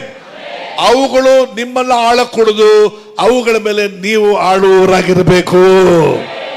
ಆಮೆನ್. ಕೈಗಳ ತಟ್ಟಿ ದೇವರಿಗೆ ಸ್ತೋತ್ರ ಮಾಡೋಣ. ಆಮೆನ್. ಇದಕ್ಕೆ ಕಾರಣ ನಿಮ್ಮ ಭಕ್ತಿ ಅಲ್ಲ, ಇದಕ್ಕೆ ಕಾರಣ ಆತನ ರಕ್ತವೇ ಕಾರಣ. ಹಲ್ಲೆಲೂಯಾ. ನಿನ್ನ ಭಕ್ತಿ ಅಂತ ನೀನು ಆಶೀರ್ವದಿಸಲ್ಪಡ್ತೀರಿ, ಒಬ್ಬರು ಇಲ್ಲ, ಎಲ್ಲ ಪಲ್ಟಿ ಮಕ್ಕಚ್ಕೊಂಡು ಬಿದ್ದುಬಿಡ್ತಿರ್ತೀರಿ. ಆತನ ರಕ್ತದಿಂದ ನಾನು ಕೊಂಡುಕೊಳ್ಳಲ್ಪಟ್ಟ ಕಾರಣ ನಾನು ಈ ಭೂಮಿ ಮೇಲೆ ಎಲ್ಲದರ ಮೇಲೆ ಆಳ್ವಿಕೆ ಮಾಡುವೆನು. ಹೇಳು, ನನ್ನನ್ನು ಯಾವುದು ಆಳ್ವಿಕೆ ಕೊಡುದು. ಆಮೇಲೆ ತುಂಬಾ ದಿನ ಅಂದ್ರೆ ತುಂಬಾ ದಿನ ಇದ್ರೆ ಕೂಡ ಯೇಸು ನಾಮದಲ್ಲಿ ಇವತ್ತು ನೀನು ತೀರ್ಮಾನ ಮಾಡು, ತೊಲಗಿ ಹೋಗು ನನ್ನ ದೇಹ ಬಿಟ್ಟು, ಯೇಸುವಿನ ನಾಮದ ತೊಲಗು ಎಂಬುದಾಗಿ ನೀನು ಹೇಳುವ ತನಕ, ನೀನು ಅದನ್ನ ನಂಬುವ ತನಕ ಅದು ಹೋಗೋದಕ್ಕೆ ಸಾಧ್ಯತೆ ಇಲ್ಲ. ಒಂದು ವೇಳೆ ಮೋಸೆಗಳು ತರ ನಾವು ನಿಮಗಾಗಿ ಪ್ರಾರ್ಥನೆ ಮಾಡಿ ಮಾಡಿ ಮನ್ನಾ ಮತ್ತೆ ಬಟ್ಟೆ ಊಟ ಎಲ್ಲ ಮಾಡಿಕೊಟ್ರೆ ಕೂಡ ನಿಮಗೆ ರೆಸ್ಟ್ ಅನ್ನೋದು ಇರೋದಿಲ್ಲ, ನೀವು ಕಾನಾನಿಗೆ ಹೋಗೋದಿಲ್ಲ. ರೆಸ್ಟ್ ಬಹಳ ಮುಖ್ಯವಾದದ್ದು ವಿಶ್ವಾಸಿಗೆ. ರೆಸ್ಟ್ ಬೇಕಂದ್ರೆ, ವಿಶ್ರಾಂತಿ ಬೇಕಂದ್ರೆ ಅವರಿಗೆ ನಂಬಿಕೆ ಬೇಕು. ಆಮೆನ್. Praise the Lord. ನಾನು ಒಂದು ವೇಳೆ ನಿಮ್ಮ ಸಭಾಪಾಲಕರು ಒಂದು ವೇಳೆ ನಿಮಗಾಗಿ ಕಣ್ಣೀರು ಬಿಟ್ಟು ಪ್ರಾರ್ಥನೆ ಮಾಡಿ ನನ್ನ ಮಕ್ಕಳನ್ನು ಆಶೀರ್ವದಿಸು ದೇವ ಅಂತ ಕರೆದು ನಮ್ಮಂಥ ಸೇವಕರನ್ನ ಕರೆದು ತಲೆ ಮೇಲೆ ಕೈ ಇಟ್ಟು ಎಲ್ಲ ತಲೆ ಕೂದಲೆಲ್ಲ ಬೀಳಿಸಿ ನಿಮ್ಮನ್ನು ಬೀಳಿಸಿ ಎಲ್ಲ ಮಾಡ್ತಿದ್ರು ಕೂಡ ನಾನು ಹೇಳ್ತೇನೆ, ನಿನ್ನ ಲೈಫಲ್ಲಿ ಸಮಾಧಾನವೇ ಇರೋದಿಲ್ಲ. ಯಾಕೆ? ಕೈ ಒಡ್ಕೊಂಡೇ ಇರ್ಬೇಕು. ಇನ್ನು ಯಾರು ಬರ್ತಾರೆ ನೋಡೋಣ, ಕೈ ಇಟ್ಕೊಳ್ಳೋಣ. ಹಲ್ಲೆಲೂಯಾ. ಅರ್ಥ ಆಯ್ತ್ರಿ? ಆದರೆ ನೀನು ನಂಬಿಕೆಯಿಂದ ಬದುಕ ಕಲ್ಸ್ಕೊಂಡ್ಬಿಟ್ರೆ ನಿಜವಾಗಿ ಹೇಳ್ತೇನೆ, ಪರಲೋಕದಲ್ಲಿಯೂ ಇಹಲೋಕದಲ್ಲಿಯೂ ನನಗೆ ದೇವರು ಪ್ರತಿಫಲವನ್ನು ಕೊಡತಕ್ಕಂಥವನಾಗಿದ್ದಾನೆ. Praise God. ಹಲ್ಲೆಲೂಯಾ. ರೈಟ್. ಇನ್ನೊಂದು ವಚನ ಓದ್ಕೊಳ್ಳೋಣ. ರೋಮರ್ ಬರೆದ ಪತ್ರಿಕೆ 8ನೇ ಅಧ್ಯಾಯ 1ನೇ ವಚನವನ್ನು ಓದಿಕೊಳ್ಳೋಣ. ಆದುದರಿಂದ ಕ್ರಿಸ್ತ ಯೇಸುವಲ್ಲಿ ಇರುವವರಿಗೆ, ಯಾರೆಲ್ಲ ಕ್ರಿಸ್ತ ಯೇಸುವಲ್ಲಿ ಇದ್ದೀರಿ ಕೈ ಎತ್ತೋದಲ್ಲೇ ಹೇಳ್ರಿ ನೋಡೋಣ. ಪಕ್ಕಾ ಗ್ಯಾರಂಟಿನಾ? Okay, very good.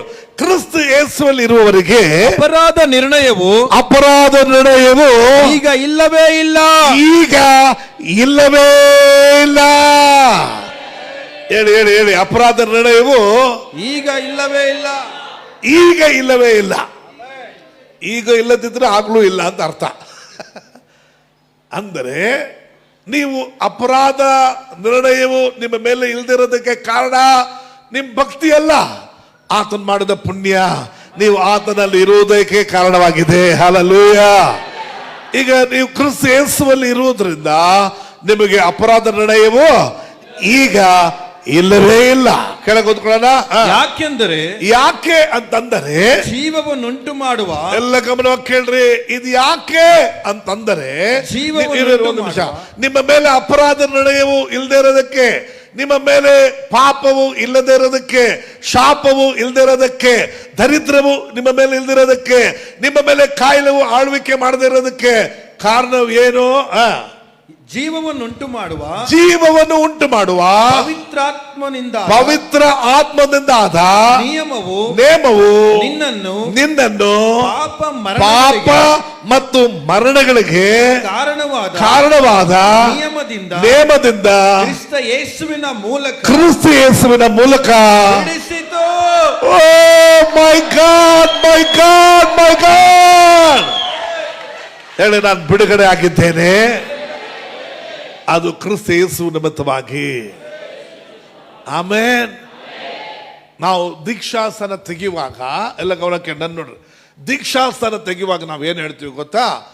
ಯೇಸು ಕ್ರಿಸ್ತನು 2000 ವರ್ಷದಿಂದ ನಮ್ಮೆಲ್ಲರ ಪಾಪಗಳನ್ನು ಹೊತ್ತುಕೊಂಡು ಶಿಲ್ಬೆ ಮೇಲೆ ಮರಣ ಹೊಂದಿದ್ರು, ಹೌದಲ್ವಾ? ಆತನು ಮರಣ ಹೊಂದಿದ್ದನ್ನು ನೀನು ಕೂಡ ನಂಬಿ ಆತನೊಂದಿಗೆ ನೀನು ಕೂಡ ಪಾಪದ ಪಾಲಿಗೆ ಏನಾಗಿದ್ದಿ? ಸತ್ತೋದಿ. ಈಗ ಹೇಳ್ರಿ, ನೀನು ಸತ್ತ ಏಸು ಸತ್ರ. ಆದ್ರೆ ಬೈಬಲ್ ಹೇಳ್ತದೆ ಪಾಪದ ಪಾಲಿಗೆ ನೀನು ಕೂಡ ಸತ್ತೋಗ್ಬಿಟ್ಟೆ. ಆತನ ಮರಣವು ಆತನಿಗಲ್ಲ, ನಮಗೋಸ್ಕರ. ಆಮೆನ್. ಹೇಳ್ರಿ, ನೀರ್ ಒಳಗೆ ಹೋಗಿ ಜೀವಾಗಿ ಬರ್ತೀರೋ ಸತ್ತೋಗಿರ್ತೀರೋ? ನೀರ್ ಒಳಗೆ ಹೋಗುವಾಗ ಸತ್ತೋಗ್ತಿರೋ ಜೀವಾಗಿ ಬರ್ತೀರಾ? ಆದ್ರೆ ಬೈಬಲ್ ಹೇಳ್ತದೆ ಪಾಪದ ಪಾಲಿಗೆ ನೀವೆಲ್ಲರೂ ಸತ್ತು ಹೋಗ್ಬಿಟ್ರಿ ದೀಕ್ಷಾಸನ ತೆಗೆದಾಗ. ಹಾಗಾದ್ರೆ ನೀನ್ ಸತ್ತಿಲ್ಲ, ನಿನಗೋಸ್ಕರ ಯಾರು ಸತ್ತಿದ್ದು? ಅದರ ಪರಿಣಾಮವು ನಿನ್ನ ಮೇಲೆ ಬೀರುವಂತದ್ದಾಗಿದೆ. ನಾನು ಪಾಪದ ಪಾಲಿಗೆ ಏನಾಗಿದ್ದೇನೆ? ಸತ್ತಿದ್ದೇನೆ. ಎಲ್ಲಿ ಸತ್ರಿ? ಇನ್ನೂ ಇದ್ದೀರಲ್ಲ? ಹೌದು, ನಾನು ನಂಬಿಕೆಯಿಂದ ಆತನೊಂದಿಗೆ ಸತ್ತೋಗಿದ್ದೇನೆ. ಇನ್ನು ಜೀವಿಸುವುದು ಯಾರಲ್ಲ, ಆತನ ಆತ್ಮನ ಮೂಲಕವಾಗಿ ನಾನು ಎಬ್ಬಿಸಲ್ಪಟ್ಟಿದ್ದೇನೆ. ಹಲ್ಲೆಲೂಯ. ಯೇಸು ಮೂರನೇ ದಿನ ಜೀವಿತವಾಗಿ ಎದ್ದು ಬಂದರು ಎಂಬುದಾಗಿ ನೀವು ಕೂಡ ನಂಬಿಕೆ ಇಟ್ಟ ಕಾರಣ ನೀವು ಪಾಪದ ಪಾಲಿಗೆ ಸತ್ತೋಗಿ ಹಂಗೆ ಹೋಗ್ಬಿಡ್ಲಿಲ್ಲ. ನೀವು ಆತನ ಪವಿತ್ರಾತ್ಮನ ಸಹಾಯದಿಂದ ಆತನ ಎಬ್ಬಿಸಿದ ಅದೇ ಆತ್ಮ ನಿಮ್ಮನ್ನು ಕೂಡ ಪಾಪ ಮರಣಗಳಿಂದ ಏನ್ ಮಾಡ್ತು? ಎಬ್ಬಿಸಿತು. Hallelujah, amen. ಈಗ ನಿಮ್ಮ ಮೇಲೆ ಪಾಪಕ್ಕಾಗ್ಲಿ ಪಾಪದಿಂದ ಉಂಟಾದಂಥ ಶಾಪ ರೋಗ ಇವುಗಳ ಯಾವುದಕ್ಕೂ ನಿಮ್ಮ ಮೇಲೆ ಆಳ್ವಿಕೆ ಮಾಡಕ್ಕೆ ಸಾಧ್ಯತೆ ಇಲ್ಲ. ಅದಕ್ಕೆ ಪೌಲ್ ಹೇಳ್ತಾರೆ, ಇನ್ನು ಜೀವಿಸುವುದು ಯಾರಲ್ಲ? ಹೇಳಿ, ಬಾಯಿ ತೆಗೆದು ಹೇಳ್ರಿ, ಇನ್ನು ಜೀವಿಸುವುದು ಯಾರಲ್ಲ? ಮತ್ತೆ ಯಾರು ಜೀವಿಸ್ತಾ ಇದ್ದಾರೆ? ಆಮೆನ್. ಕ್ರಿಸ್ತು ನಿಮ್ಮಲ್ಲಿ ಜೀವಿಸ್ಬೇಕಾದ್ರೆ ಏನಾದ್ರು ನಾಟಕ ಮಾಡಬೇಕಾ? ಏನಾದ್ರು ಸರ್ಕಸ್ ಮಾಡಬೇಕಾ? ಭಕ್ತಿ ಗಿಕ್ತಿ ಮಾಡಬೇಕಾ? ನಂಬಿಕೆ ಇಡಬೇಕು. ಇನ್ನು ಜೀವಿಸುವುದು ನಾನಲ್ಲ, ಕ್ರಿಸ್ತು ನನ್ನಲ್ಲಿ ಜೀವಿಸುವರಾಗಿದ್ದಾರೆ. ಕಾರಣ ಯಾವ ನೇಮದಿಂದ? ಪರಿಶುದ್ಧ. ಓದ್ಕೊಳ್ಳಿ ವಚನವನ್ನ. ಯಾಕೆಂದರೆ ಜೀವವನ್ನು ಉಂಟು ಮಾಡುವ, ಜೀವವನ್ನು ಯಾರು ಉಂಟು ಮಾಡಿದ್ದು?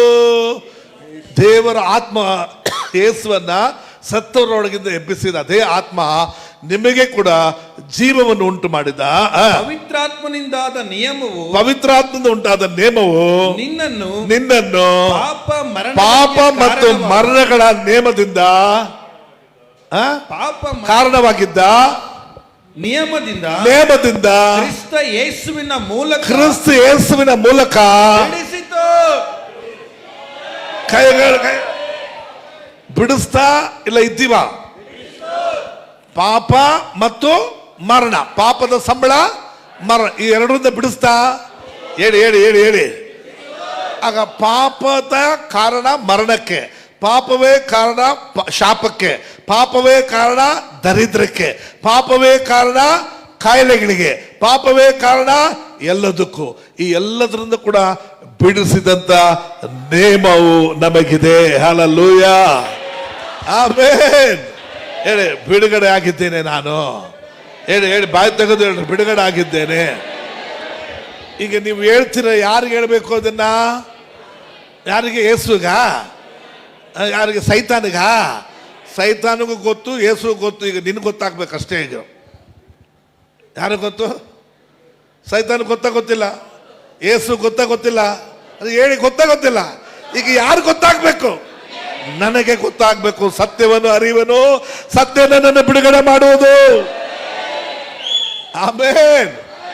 ಈಗ ನೀವು ಬಿಡುಗಡೆ ಆಗಿರತಕ್ಕಂಥದ್ದು ನಿಮ್ಮ ಭಕ್ತಿಯಿಂದಲ್ಲ, ಆ ಪವಿತ್ರಾತ್ಮನ ಜೀವವನ್ನು ಉಂಟು ಮಾಡತಕ್ಕ ನೇಮದಿಂದ ಈಗ ನೀವು ಬದುಕುವವರಾಗಿದ್ದೀರಿ. ಹಲ್ಲೆಲೂಯ. ಪಾಪ ಮತ್ತು ಮರಣಗಳಿಂದ ನಿನ್ನನ್ನು ಬಿಡುಗಡೆ ಮಾಡಿದಂಥದ್ದು ಯಾರು? ಕ್ರಿಸ್ತ ಯೇಸುವೇ. ಆಮೆನ್. ನೆಕ್ಸ್ಟ್ ಓದ್ಕೊಳ್ಳಿ, ಅದು ಕೆಳಗೆ ಓದ್ಕೊಳ್ರಿ. ಧರ್ಮಶಾಸ್ತ್ರವು, ಎಲ್ಲ ಗಮನ ಕೇಳಿ, ಧರ್ಮಶಾಸ್ತ್ರವು ನಮ್ಮ ಶರೀರಾಧೀನ ಸ್ವಭಾವದ ನಿಮಿತ್ತ. ಎಲ್ಲ ಗಮನ ಕೇಳಿ, ಎಲ್ಲ ಗಮನ ಕೇಳಿ. ನನ್ನ ನೋಡಿ ಅಮ್ಮ, ನನ್ನ ನೋಡಿ ದಯಮಾಡಿ ಹೇಳ್ತೀನಿ ಕೇಳಿ. ಸ್ವಲ್ಪ ಕಷ್ಟವೇ, ಅದು ಅರ್ಥ ಮಾಡ್ಕೊಂಡ್ರೆ ನಿನ್ನ ಜೀವಿತದಲ್ಲಿ ಬದಲಾವಣೆ ಉಂಟಾಗ್ಬಿಡ್ತದೆ. ಧರ್ಮಶಾಸ್ತ್ರ ಪ್ರಕಾರ 613 ಧರ್ಮಶಾಸ್ತ್ರ ನೇಮಗಳಿತ್ತು. ಅದರಲ್ಲಿ ಒಂದೊಂದು ಮಾತುಗಳನ್ನು ಕೈಕೊಳ್ತಾ ಇದ್ರೆ ಅದರ ಆಶೀರ್ವಾದ ಬರ್ತಿತ್ತು. ಆದರೆ ಯಾವ್ಯಾವ್ದು ಬಿಡ್ತೀಯೋ ಅದರ ಶಾಪೆಲ್ಲ ನಿನ್ನ ಮೇಲೆ ಬರ್ತಿತ್ತು. ಆಗ ಧರ್ಮಶಾಸ್ತ್ರದ ನೇಮದ ಪ್ರಕಾರ ಒಬ್ಬ ಮನುಷ್ಯನು ಎಲ್ಲ ಕೈಕೊಂಡು ಒಂದು ತಪ್ಪಿದ್ರೆ ಎಲ್ಲದರಿಂದ ತಪ್ಪಿದ ಹಾಗೆ.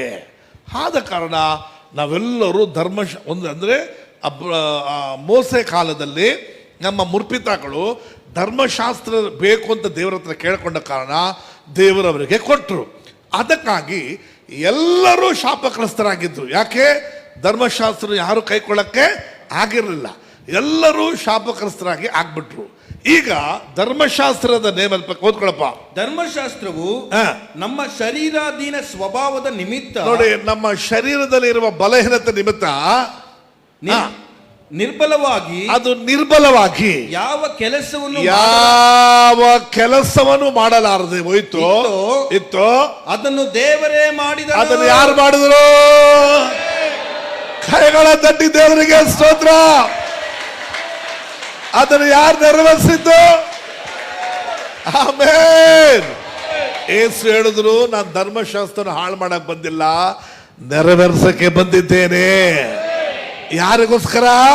ನಮಗೋಸ್ಕರ. ಓದ್ಕೊಳ್ಳೋಣ. ಏನೆಂದರೆ ಅದೇನೆಂದರೆ ಆತನು ಪಾಪ ನಿವಾರಣೆಗಾಗಿ ನಮ್ಮ ಮೇಲಿರುವ ಪಾಪಗಳನ್ನು ತೆಗೆದು ಬಿಡುವುದಕ್ಕಾಗಿ ತನ್ನ ಮಗನನ್ನು ಪಾಪಾಧೀನವಾದ ನಮ್ಮ ತರನೇ ಪಾಪಾಧೀನವಾದ ನರಭಾವದ ರೂಪದಲ್ಲಿ ಮನುಷ್ಯನ ಹಾಗೆ ಒಂದು ರೂಪವನ್ನು ಕೊಟ್ಟು ಆತನನ್ನು ಭೂಮಿಗೆ ಕಳಿಸಿ ನರಭಾವದಲ್ಲಿಯೇ ಪಾಪಕ್ಕೆ ಮರಣ ದಂಡನೆಯನ್ನು ವಿಧಿಸಿದನು. ಹಲ್ಲೆಲೂಯಾ. ನಿನ್ನ ಮೇಲೆ ಬರಬೇಕಾಗಿರುವ ದಂಡನೆಯು ಯೇಸು ಕ್ರಿಸ್ತನು ಹೊತ್ತುಕೊಂಡು ಈಗ ನನ್ನ ಮೇಲೆ ದಂಡನೆ ಇಲ್ಲದಂತೆ ಮಾಡಿದನು. ಹಲ್ಲೆಲೂಯಾ. ದೇವರು ಅನ್ಯಾಯವನ್ನು ಅಲ್ಲ. ಈಗ ನೋಡ್ರಿ, ಆಚೆ 2 ಜನ ಮಕ್ಕಳು ಆಟ ಆಡ್ತಿರ್ತದೆ, ಒಬ್ರಿಗೊಬ್ರು ಹೊಡ್ಕೊಂತಾರೆ ಮಾಡ್ಕೊಂತಾರೆ. ಅವ್ರ ತಾಯಿಗೆ ಚೆನ್ನಾಗಿ ಗೊತ್ತು ನನ್ನ ಮಗ ಛತ್ರಿ ಅಂತ, ಆದ್ರೂ ಬಿಟ್ಕೊಡಲ್ಲ. ಓಹೋ, ನಿಮ್ಮ ಮಗನೇ ಮಾಡಿರ್ಬೇಕು ಅಂತೇಳಿ ಸುಮ್ಮನೆ ಮಾಡಿಬಿಟ್ಟು ಬೈದ್ಬಿಟ್ಟು ಕರ್ಕೊಂಬಂದ್ಬಿಡ್ತಾರೆ. ಹಾಗೆ ದೇವ್ರು ಹಾಗಲ್ಲ. ನಾವು ಪಾಪ ಮಾಡಿದ್ದೇವೆ, ಆ ಪಾಪಕ್ಕೆ ದಂಡನೆಯನ್ನ ತನ್ನ ದೇಹದಲ್ಲಿ ಆತನು ದಂಡನೆ ಶಿಲುಬೆ ಮೇಲೆ ವಹಿಸಿಕೊಂಡು ನಮ್ಮನ್ನು ದಂಡನೆಯಿಂದ ಬಿಡಿಸಿ ಬಿಟ್ಟಿದ್ದಾರೆ. ಹಲ್ಲೆಲೂಯಾ. ಆತನ ಅನ್ಯಾಯ ಉಳ್ಳವನಲ್ಲ. ಆಯ್ತು ಬಿಡು, ನಮ್ಮ ಮಕ್ಕಳು ಪಾಪ ಮಾಡಿದ್ದಾರೆ, ಆಯ್ತು ಬಿಡು ಅಂತೇಳಿ ನಮ್ಮನ್ನು ತಗೊಂಡಿಲ್ಲ. ಅದಕ್ಕೆ ದಂಡನೆ ತನ್ನ ದೇಹದಲ್ಲಿ ವಹಿಸ್ಕೊಂಡಿದ್ರು. ಈಗ ಹೇಳ್ರಿ, ನಿಮ್ಮ ಪಾಪದ ದಂಡನೆ ಯಾರು ವಹಿಸ್ಕೊಂಡ್ರು? ಹೇಳಿ ಹೇಳಿ ಹೇಳಿ. ಯಾರು? ಶಾಪದ ದಂಡನೆ ಯಾರು ವಹಿಸ್ಕೊಂಡ್ರು? ದರಿದ್ರ ದಂಡನೆ ಯಾರು ವಹಿಸ್ಕೊಂಡ್ರು? ಅಸಮಾಧಾನ ದಂಡನೆ ಯಾರು ವಹಿಸ್ಕೊಂಡ್ರು? ಇನ್ನು ನೀನು ವಹಿಸ್ಕೋಬೇಕಾದ ಅವಶ್ಯಕತೆ ಅಲ್ಲ, ಆತನ ವಹಿಸಿಬಿಟ್ಟಿದ್ದಾರೆ. Amen. Praise the Lord. Right. ಈಗ ಒಂದೇ ಒಂದು ವಚನ ಓದಿ ಮುಗಿಸ್ತೇನೆ ನಾನು, ಸಮಯ ಇಲ್ಲದ ಕಾರಣ. ಓದ್ಕೊಳ್ಳೋಣ. ಎಫೆಸರ್ 1:13 ಓದ್ಕೊಳ್ಳೋಣ. ನಿಮ್ಮ ರಕ್ಷಣೆಯ ವಿಷಯವಾದ ಸುವಾರ್ತೆ ಎಂಬ ಸತ್ಯವಾಕ್ಯವನ್ನು ಸುವಾರ್ತೆ ಅಂದ್ರೆ ಏನು ಗೊತ್ತಾ? ದೇವರು ನನ್ನ ಪಾಪಗಳನ್ನ ಶಿಲುಬೆ ಮೇಲೆ ಹೊತ್ತುಕೊಂಡು ಮರಣ ಹೊಂದಿ ಜೀವ ಗೆದ್ದು ಇವತ್ತು ಜೀವಿಸ್ತಿದ್ದಾರೆ. ಇದೇ ಸುವಾರ್ತೆ. ಅರ್ಥ ಆಯ್ತಾ? ಸುವಾರ್ತೆ ಎಂಬ ಸತ್ಯವಾಕ್ಯವನ್ನು ಕೇಳಿ ಕ್ರಿಸ್ತನಲ್ಲಿ ನಂಬಿಕೆ ಇಟ್ಟವರಾದ ನೀವು ಸಹ ವಾಗ್ದಾನ ಮಾಡಲ್ಪಟ್ಟ ಪವಿತ್ರಾತ್ಮನೆಂಬ ಮುದ್ರೆಯನ್ನು ಹೊಂದಿದ್ದೀರಿ. ಹಲ್ಲೆಲೂಯಾ. Praise God. ಹೇಳ್ರಿ, ನನ್ನ ಮೇಲೆ ಮುದ್ರೆ ಹಾಕಿದಾರಲ್ಲ ದೇವರು. Price God. ಹಲ್ಲೆಲೂಯಾ.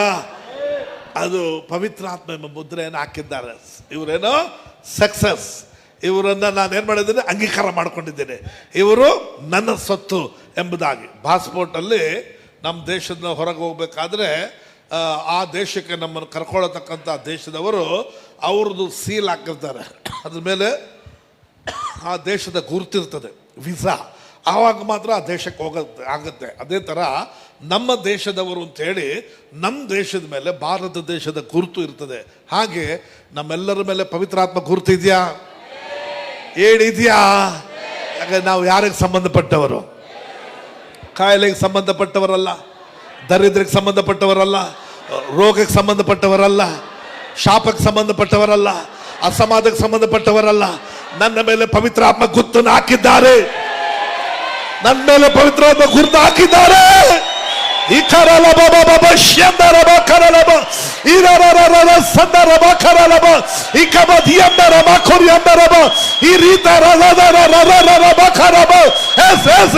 ಬಾಯಿ ತೆಗೆದು ಮಾತಾಡ್ರಿ. ಪರಿಶುದ್ಧಾತ್ಮನ ಗುರುತು ನನ್ನ ಮೇಲೆ ಇದೆ. ಇದೆ. ಎಲ್ಲರೂ ಬಾಯಿ ತೆಗೆದು ಅನ್ಯ ಭಾಷೆಯಲ್ಲಿ ಮಾತಾಡ್ರಿ. ಪವಿತ್ರಾತ್ಮನ ಕುರಿತು ನನ್ನ ಮೇಲೆ ಇದೆ. ದೇವರ ಆತ್ಮ ಎಲ್ಲಿದ್ದಾರೋ ಅಲ್ಲಿ ಬಿಡುಗಡೆ ಉಂಟು. ದೇವರ ಆತ್ಮ ಎಲ್ಲಿದ್ದಾರೋ ಅಲ್ಲಿ ಬಿಡುಗಡೆ ಉಂಟು. ಇಕ್ಕ ಬಾಬಾ ಬಾಬಾ ಬಾಬಾ ಈ ಉರಿ ಬಾಬಾ ಬಾಬಾ ಬಾಬಾ ಇಕ್ಕ ಬಾಬಾ ಬಾಬಾ ಬಾಬಾ ಈ ಇಕರಲಬ ಶಂದರಬ ಕರಲಬ ಇಕರಲಬ ಯಂದರಬ ಕುರಿಯಲಬ ಇರರಬ ಬಾಬಾ ಬಾಬಾ. In the name of Jesus.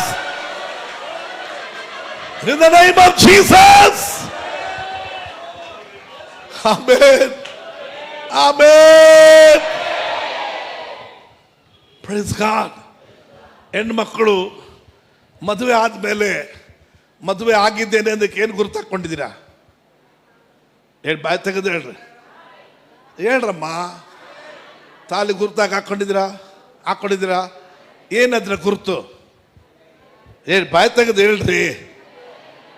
ನಾನು ಹೇಳಿ ಮದುವೆ ಆಗಿದ್ದೇನೆ ಅಂತ ಗುರುತು. ಗಂಡ ಸತ್ತ ಮೇಲೆ ತಾಲಿ ಕಟ್ಕೋತಾರ? ಏನರ್ಥ? ಗಂಡ ಸತ್ತಿದ್ದಾನ ತಾಲಿ ಕಿತ್ತಾಕ್ಬಿಡ್ತಾರೆ. ಹೌದಾ ಇಲ್ಲ ರೀ?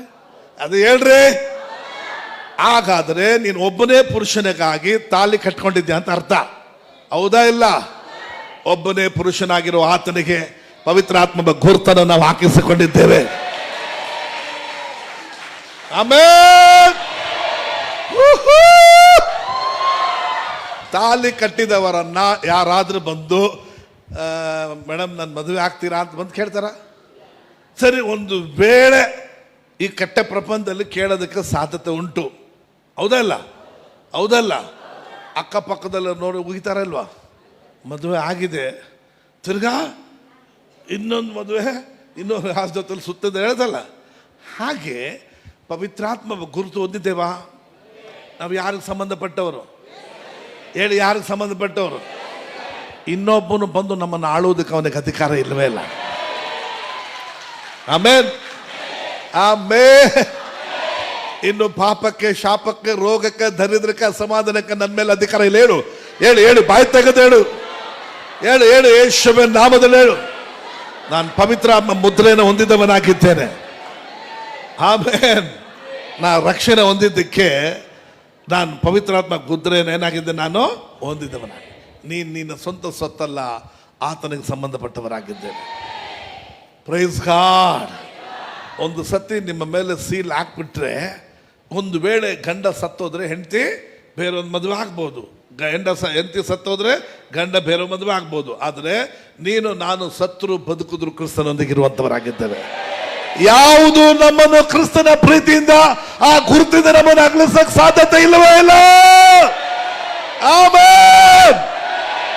ನಾನು ಕ್ರಿಸ್ತನ ಒಂದಾಗಿದ್ದೇವೆ. ಇನ್ನು ಜೀವಿಸುವುದು ನಾನಲ್ಲ, ಕ್ರಿಸ್ತ ನನ್ನಲ್ಲಿ ಜೀವಿಸುವರಾಗಿದ್ದಾರೆ. ಯಾವುದು ನನ್ನನ್ನು ಆಳ್ವಿಕೆ ಮಾಡಕ್ಕಾಗುವುದಿಲ್ಲ. ನಾನೆಲ್ಲವನ್ನು ಆಳುತ್ತೇನೆ. ಆಮೆನ್. Price God. ಹಲ್ಲೆಲೂಯಾ. ನಾನೆಲ್ಲದರ ಮೇಲೆ ಆಳ್ವಿಕೆ ಮಾಡೋ ಅಧಿಕಾರ ನನಗಿದೆ. ಆದರೆ ಯಾವುದು ನನ್ನನ್ನು ಆಳುವುದಕ್ಕೆ ಅಧಿಕಾರ ಇಲ್ಲವಲ್ಲ. ಮದುವೆ ಆದವರು ತಾಲಿ ಕಟ್ಟಿಕೊಂಡು ಮೇಲೆ ಹಾಕ್ಕೋತಾರೆ, ನಾನು ಮದುವೆ ಆಗಿದ್ದೇನೆ ಅಂತ ತೋರಿಸ್ಕೊಳ್ಳೋಕ್ಕೆ. ಬೇರೆ ಯಾರು ನನ್ನ ಪ್ರಪೋಸಲ್ ಮಾಡಬಾರ್ದು ಅಂತ. ಅದೇ ರೀತಿಯಲ್ಲಿ ಪವಿತ್ರಾತ್ಮ ಎಂಬ ಮುದ್ರೆಯನ್ನು ದೇವರು ನಿಮಗೆ ಅನುಗ್ರಹವಾಗಿ ಕೊಟ್ಟಿದ್ದಾರೆ. ಇನ್ನು ಬೇರೆ ಯಾರು ನಿನ್ನನ್ನು ಆಳ್ವಿಕೆ ಮಾಡಕೂಡದು. ಆಮೆನ್. Praise God.